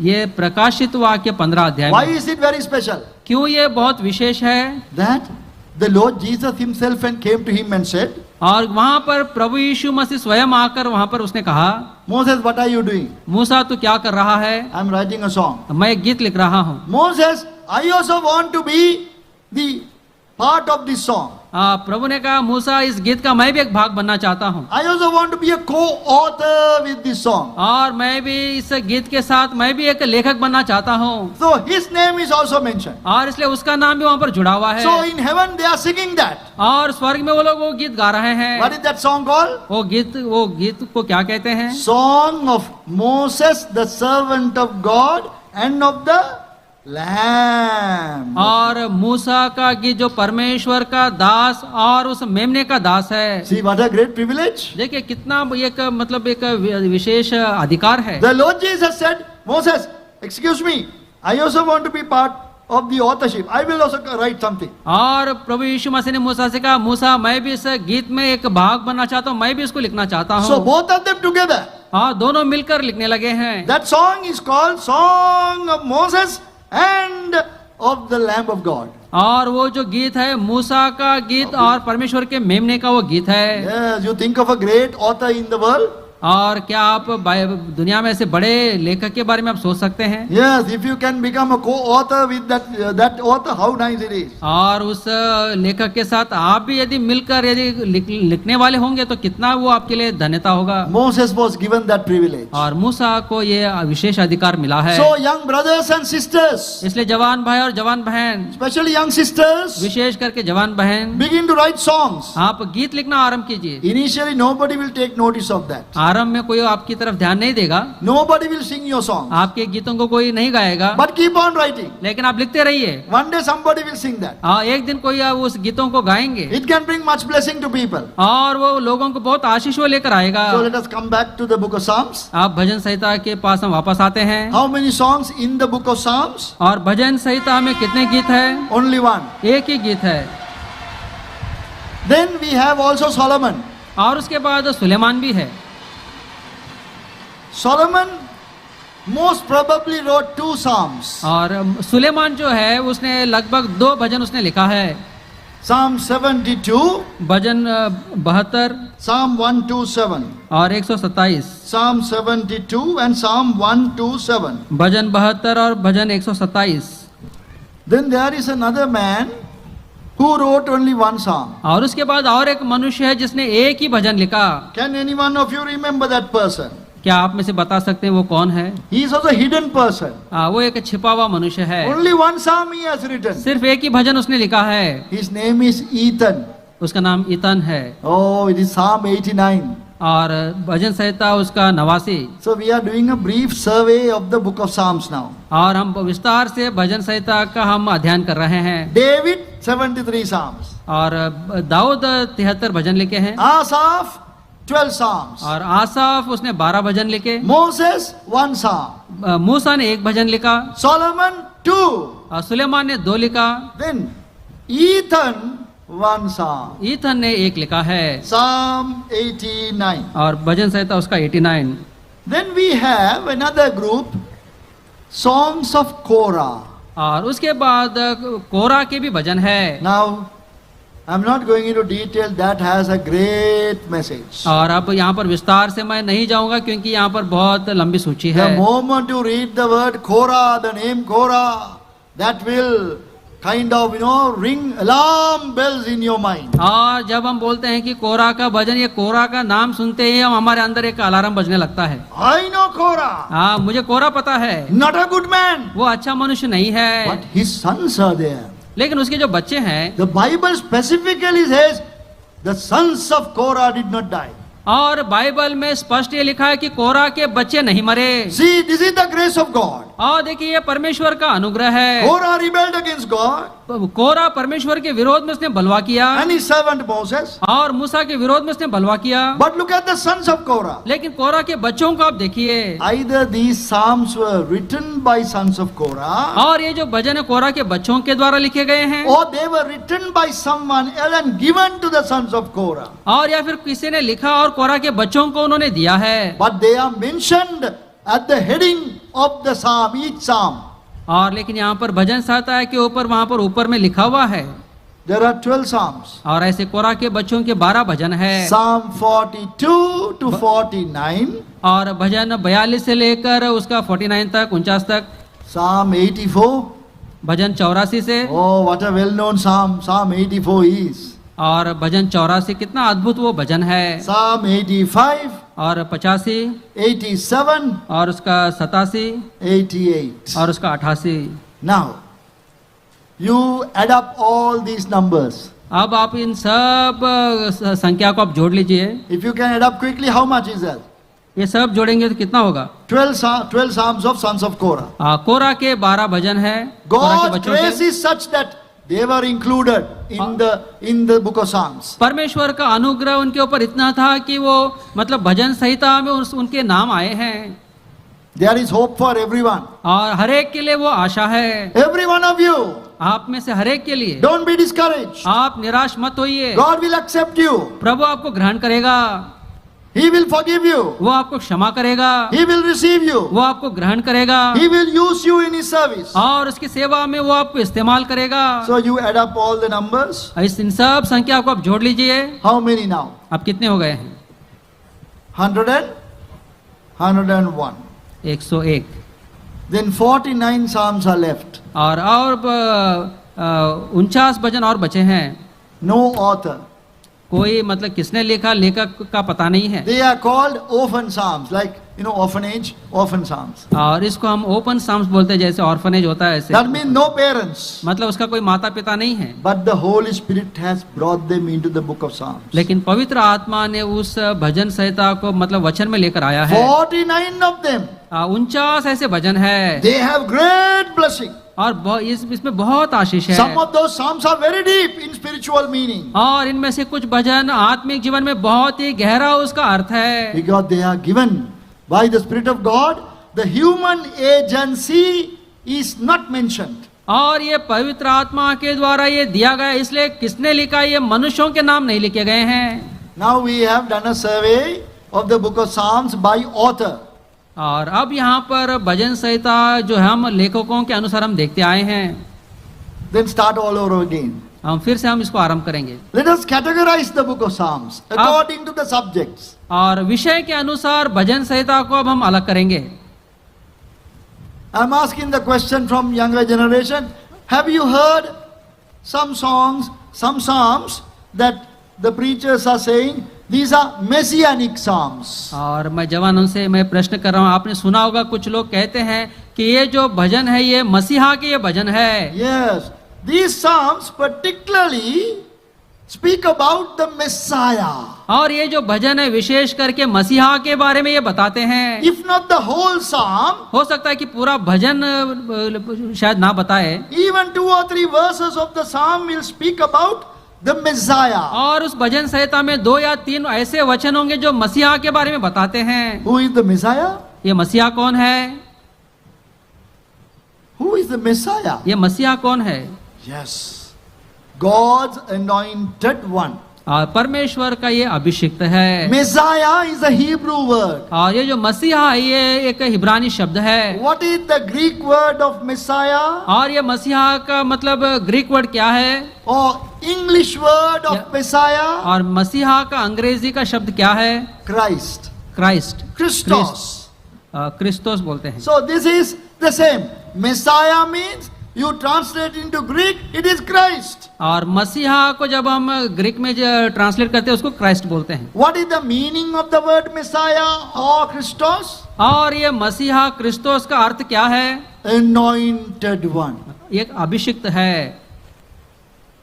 So now, some songs are called Messianic psalms. कुछ भजन ऐसे हैं जिसको मसीहा के भजन कहते हैं। You will later realize that even the psalm that we have before us, Psalm 40, is one of the Messianic psalms. और हमको जो भजन 40 दिया गया है ये 40 भजन भी एक मसीहा का ये भजन है। Now I'm spending this time for us to have a good overall understanding. मैं समय इसलिए दे रहा हूँ कि मतलब एक समझ इस भजन के बारे में हमको आ सके। So please be patient. और इसलिए आप धीरज से रहिए। If you are not interested, यदि आपको इसमें मन नहीं लग रहा है, try to get interested.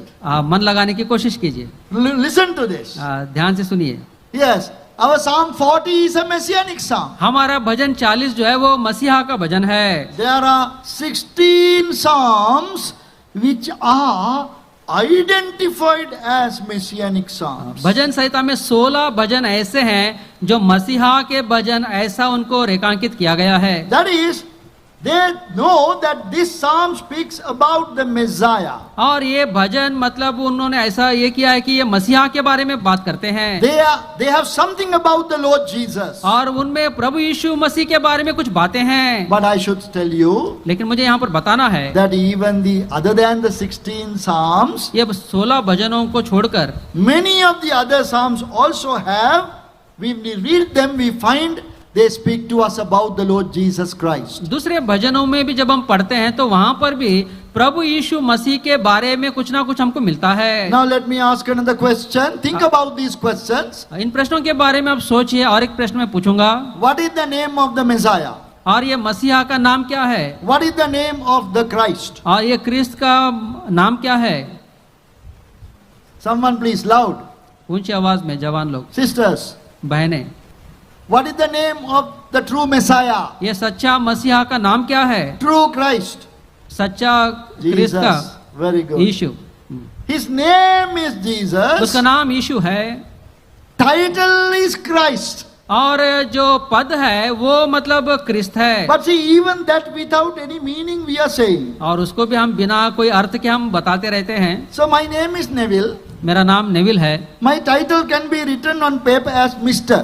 और पेपर के ऊपर मेरे पहले उसको मिस्टर लिखते Now हैं। you ask my name. अब मेरा नाम आप पूछेंगे, Hey, what is your name? आपका नाम क्या है? If I answer and tell Mr. Neville, what will you think? मैं बोलूंगा मेरा नाम मिस्टर नेविल है। My name is not Mr. Neville. मेरा नाम मिस्टर नेविल नहीं है, My name is Neville. मेरा नाम सिर्फ नेविल है। You see, Mr. is the title. वो जो मिस्टर है वो सिर्फ एक पद है। There may be some professors seated here. यहाँ पर हो सकता है कोई प्रोफेसर लोग है, Professor is not the name. Professor जो वो नाम नहीं है। Same with the Lord Jesus. और वैसे ही प्रभु यीशु मसीह के साथ है। Christ is the title.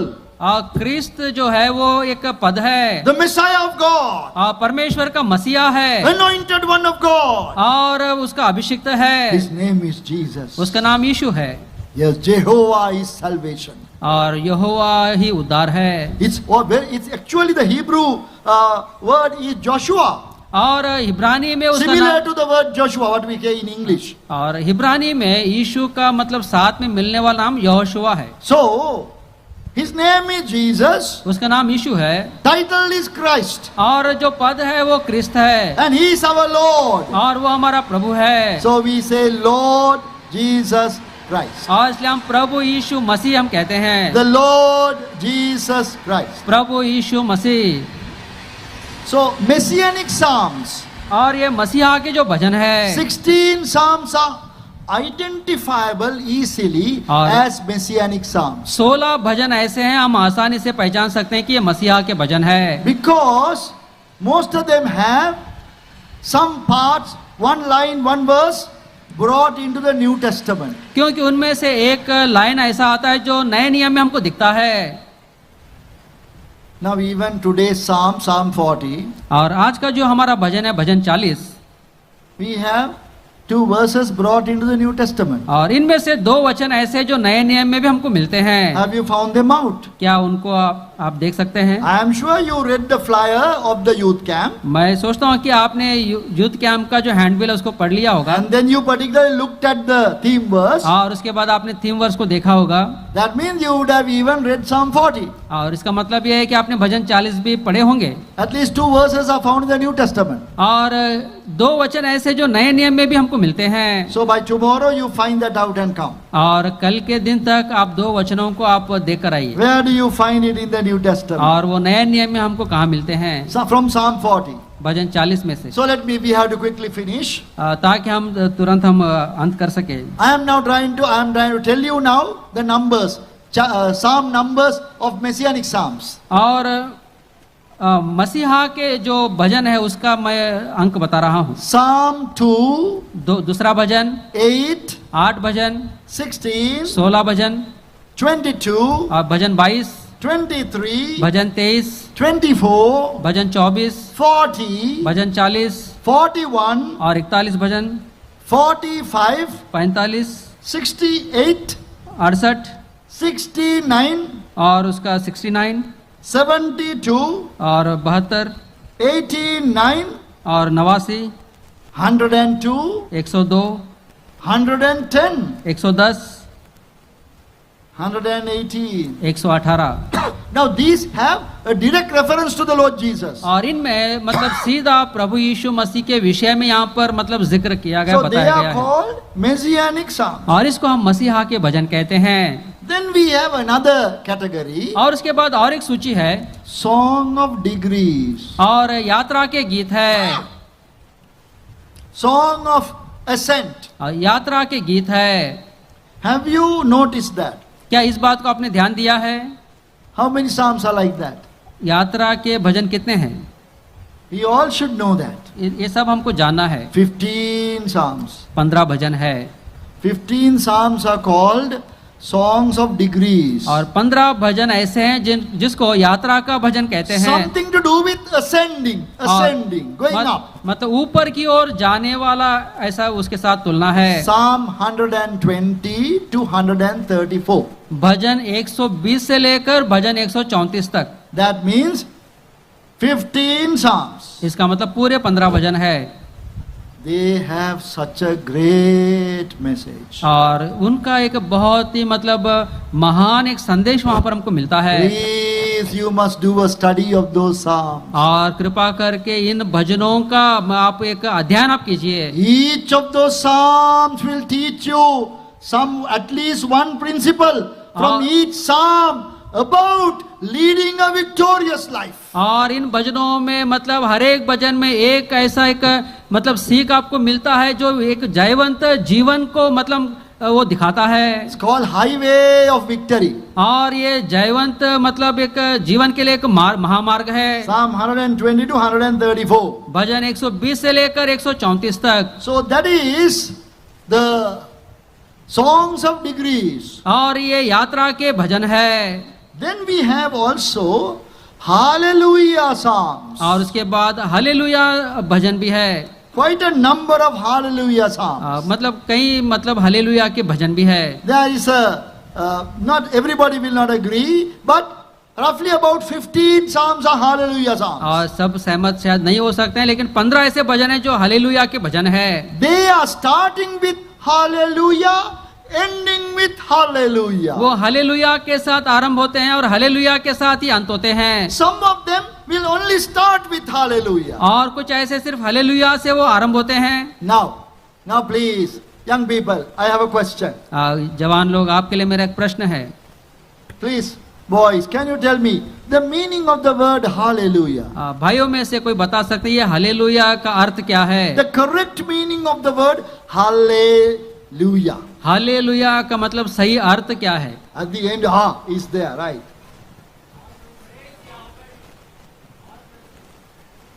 Yes, very good. Tell me please again.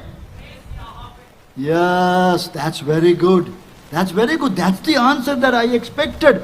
In English it is like this. अंग्रेजी में ऐसा ही है।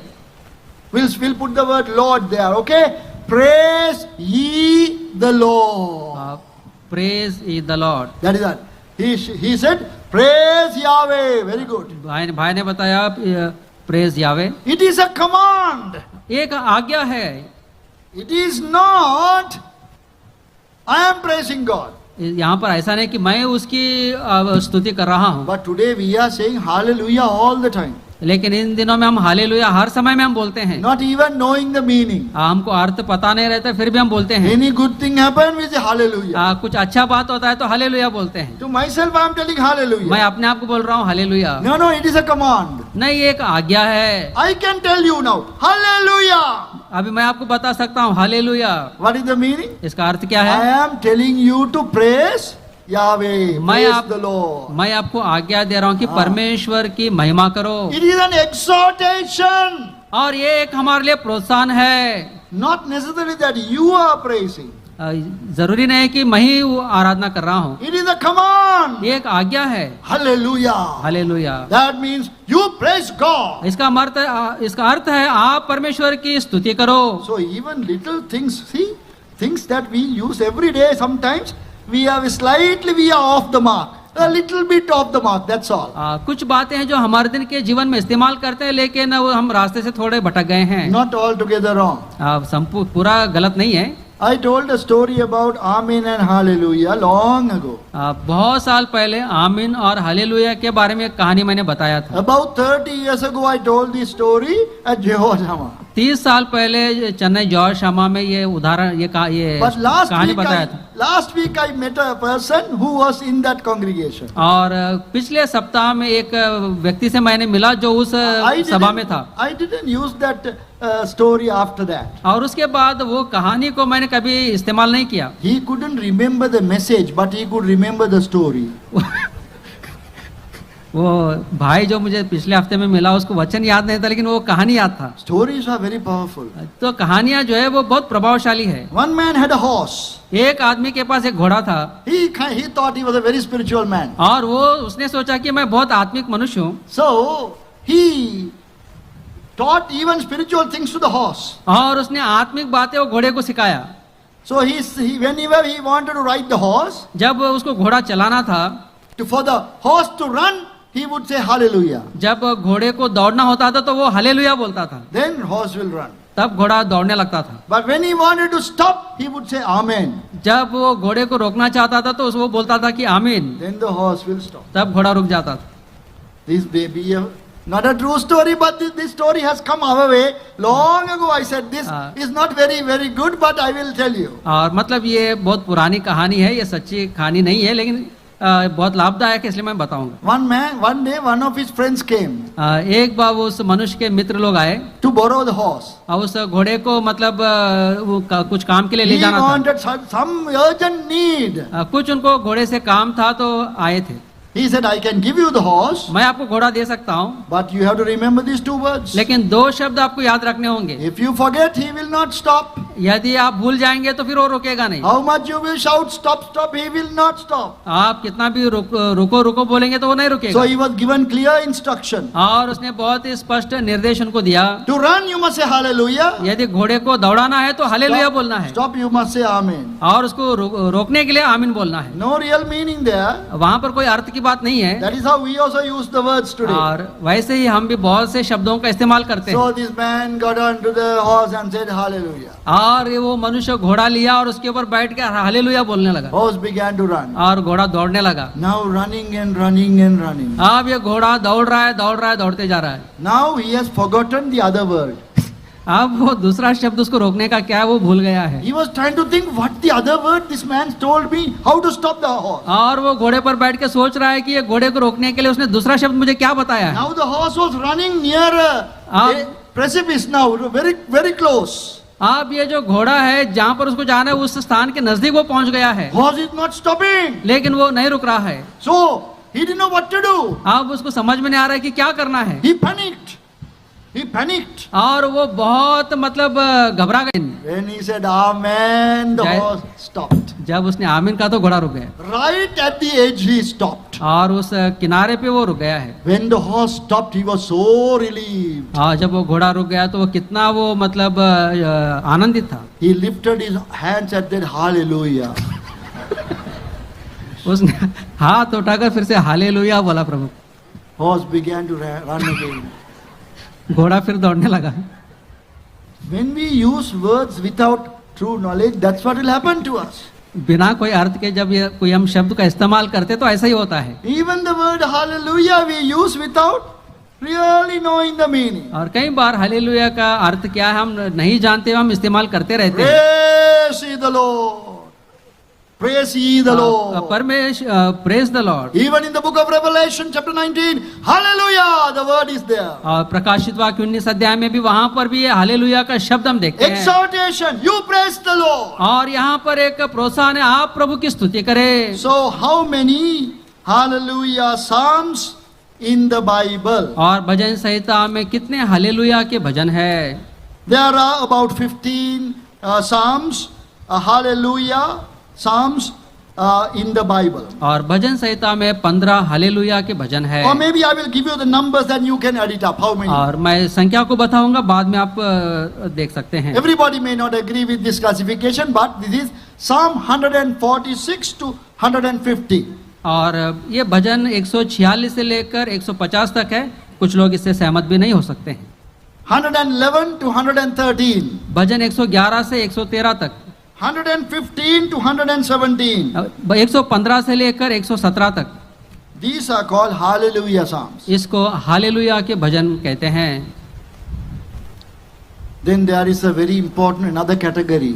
और दूसरा और एक प्रमुख एक यहाँ पर एक संग्रह है Penitential Psalms. पेनिटेंशियल भजन ऐसा कहा गया है. Psalms that, प्रायश्चित के भजन है. yes, Psalms that bring repentance. और ऐसे भजन है जो पश्चाताप को लेकर आते हैं. Oh, this is important. ये बहुत प्रमुख है. Can you tell me, any of the young people, please, one psalm which we know about? It's a psalm of repentance. और जवानों में से कोई बता सकते एक भजन जो पश्चाताप के बारे में बताया गया Girls, है. one boy said, please, girls.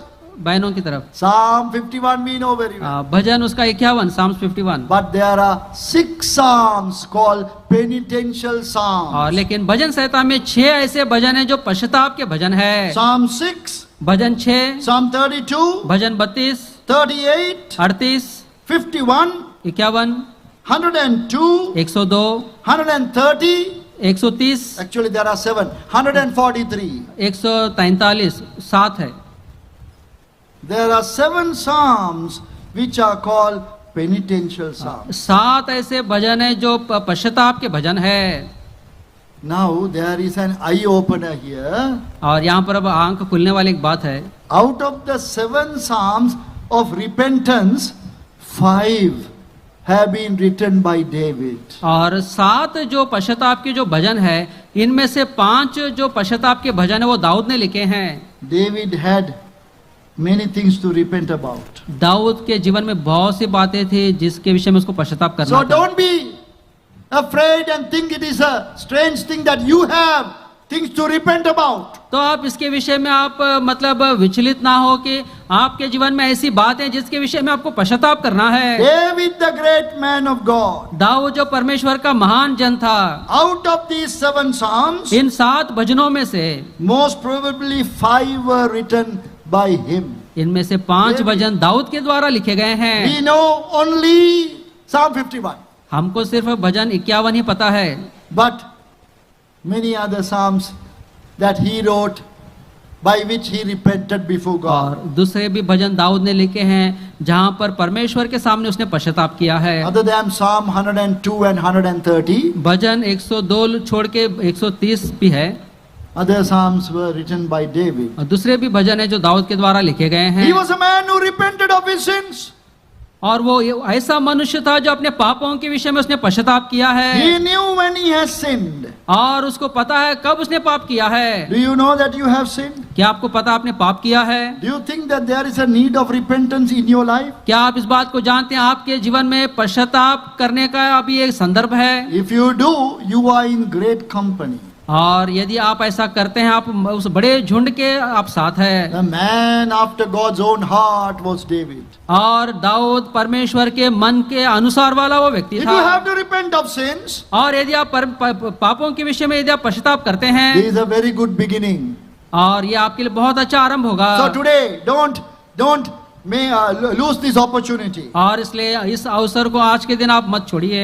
Then there are some psalms which are called historical. और कुछ ऐसे भजन हैं जो इतिहास के भजन है. History is written in many psalms, और बहुत से भजनों में इतिहास लिखा हुआ है. but Psalm 104 to 106 भजन 104 से लेके 106 तक are generally called historical psalms. History, tracing the history of Israel. और इन भजनों को इज़राइल का इतिहास को वो मतलब बताता है.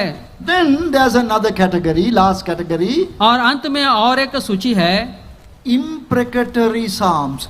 Imprecatory psalms, psalms that pray for judgment of God. और ऐसे भजन है जो परमेश्वर के न्याय के लिए वो मतलब कह रहे हैं. Yes, there are people, please, you must know that some study the word of God very deeply.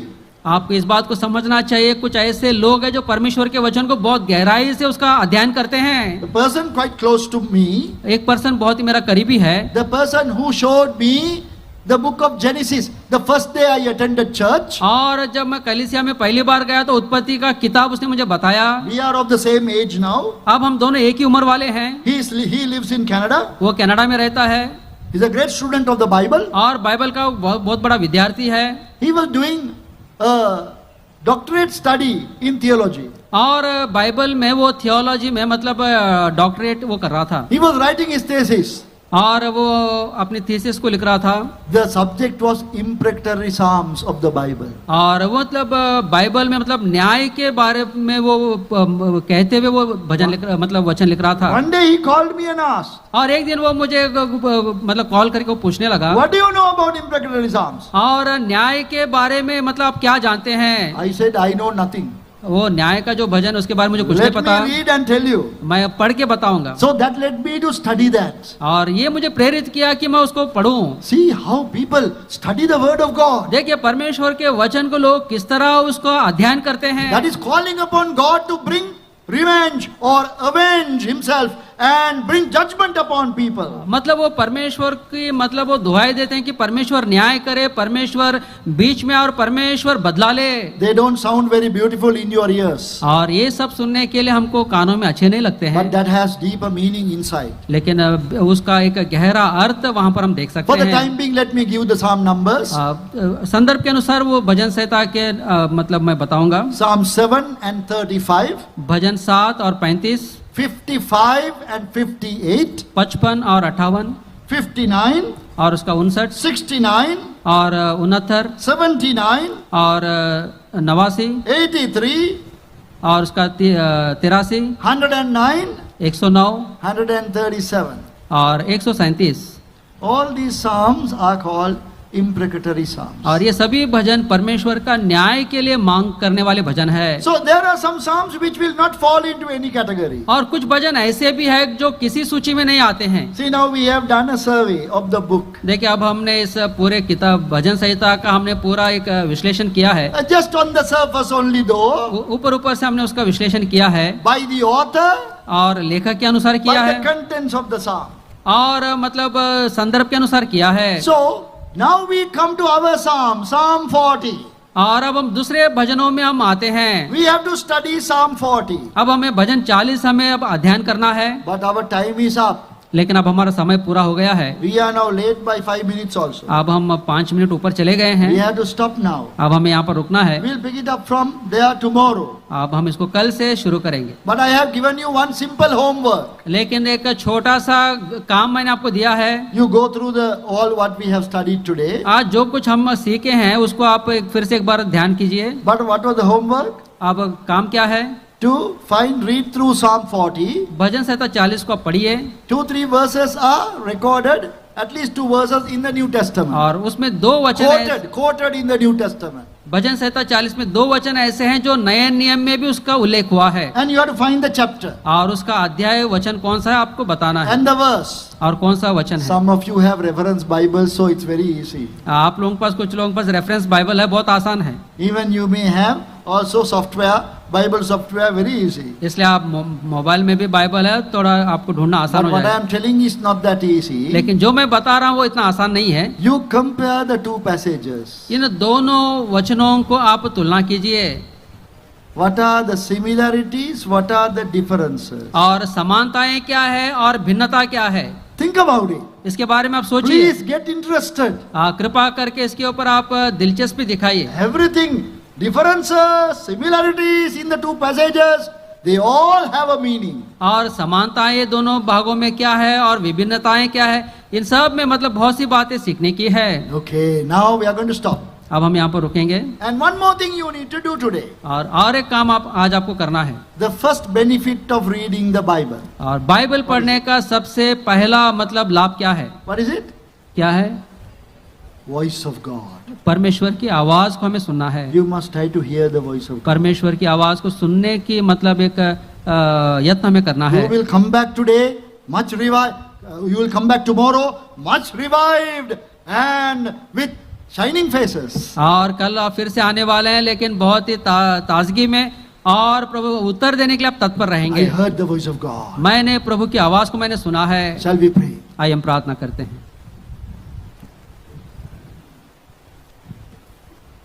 In these quiet moments, इस मौन समय में let us genuinely talk to God. हम सच्चाई से प्रभु से हम बातें करें। Oh God, I desire to hear thy voice. प्रभु जी, मैं आपकी आवाज को सुनना मैं चाहता हूँ। Thou art a speaking God. आप बात करने वाले परमेश्वर है। From the book of Genesis chapter 1, thou hast spoken. उत्पत्ति पहले अध्याय से आप बातें करते आ रहे हैं। Forgive me, Lord, I have not heard thy voice. प्रभु जी, आप मुझे क्षमा करें, मैंने आपकी आवाज को नहीं सुना। But give me to hear thy voice. प्रभु जी, आपकी आवाज को सुनने के लिए सहायता करें। Today as I read your word on my knees, आज के दिन जब मैं अपने घुटनों पर आपका वचन पढ़ूंगा, I know, God, great men have read them and they heard the voice of God. और मैंने सुना है कि प्रभु के महान जनों ने आपका वचन पढ़ा और आपकी आवाज को उन्होंने सुना है। Though I am so small, I come to you. प्रभु जी, मैं इतना छोटा हूँ फिर भी मैं आपके पास आता हूँ। Speak to me also. प्रभु, आप मुझसे भी बातें करें। Help me, Lord, to study the word. प्रभु जी, वचन का अध्ययन करने में आप मेरी सहायता करें। Help me to benefit by thy precious word and particularly Psalm 40. प्रभु जी, आपके वचन के द्वारा और विशेष करके भजन 40 के द्वारा लाभ पाने के लिए आप मेरी सहायता We करें। thank you, Lord, for giving us the patience to sit together and to be attentive and to study the word. प्रभु जी, एक साथ बैठकर ध्यान देने के लिए, वचन सीखने के लिए प्रभु आपने धीरज दिए हैं, धन्यवाद देते हैं। We pray with thanksgiving in the name of our loving Savior, the Lord Jesus Christ. धन्यवाद के साथ इस विनती प्रार्थना को हमारे उद्धारकर्ता प्रभु यीशु मसीह के नाम से मांगते हैं। आमीन।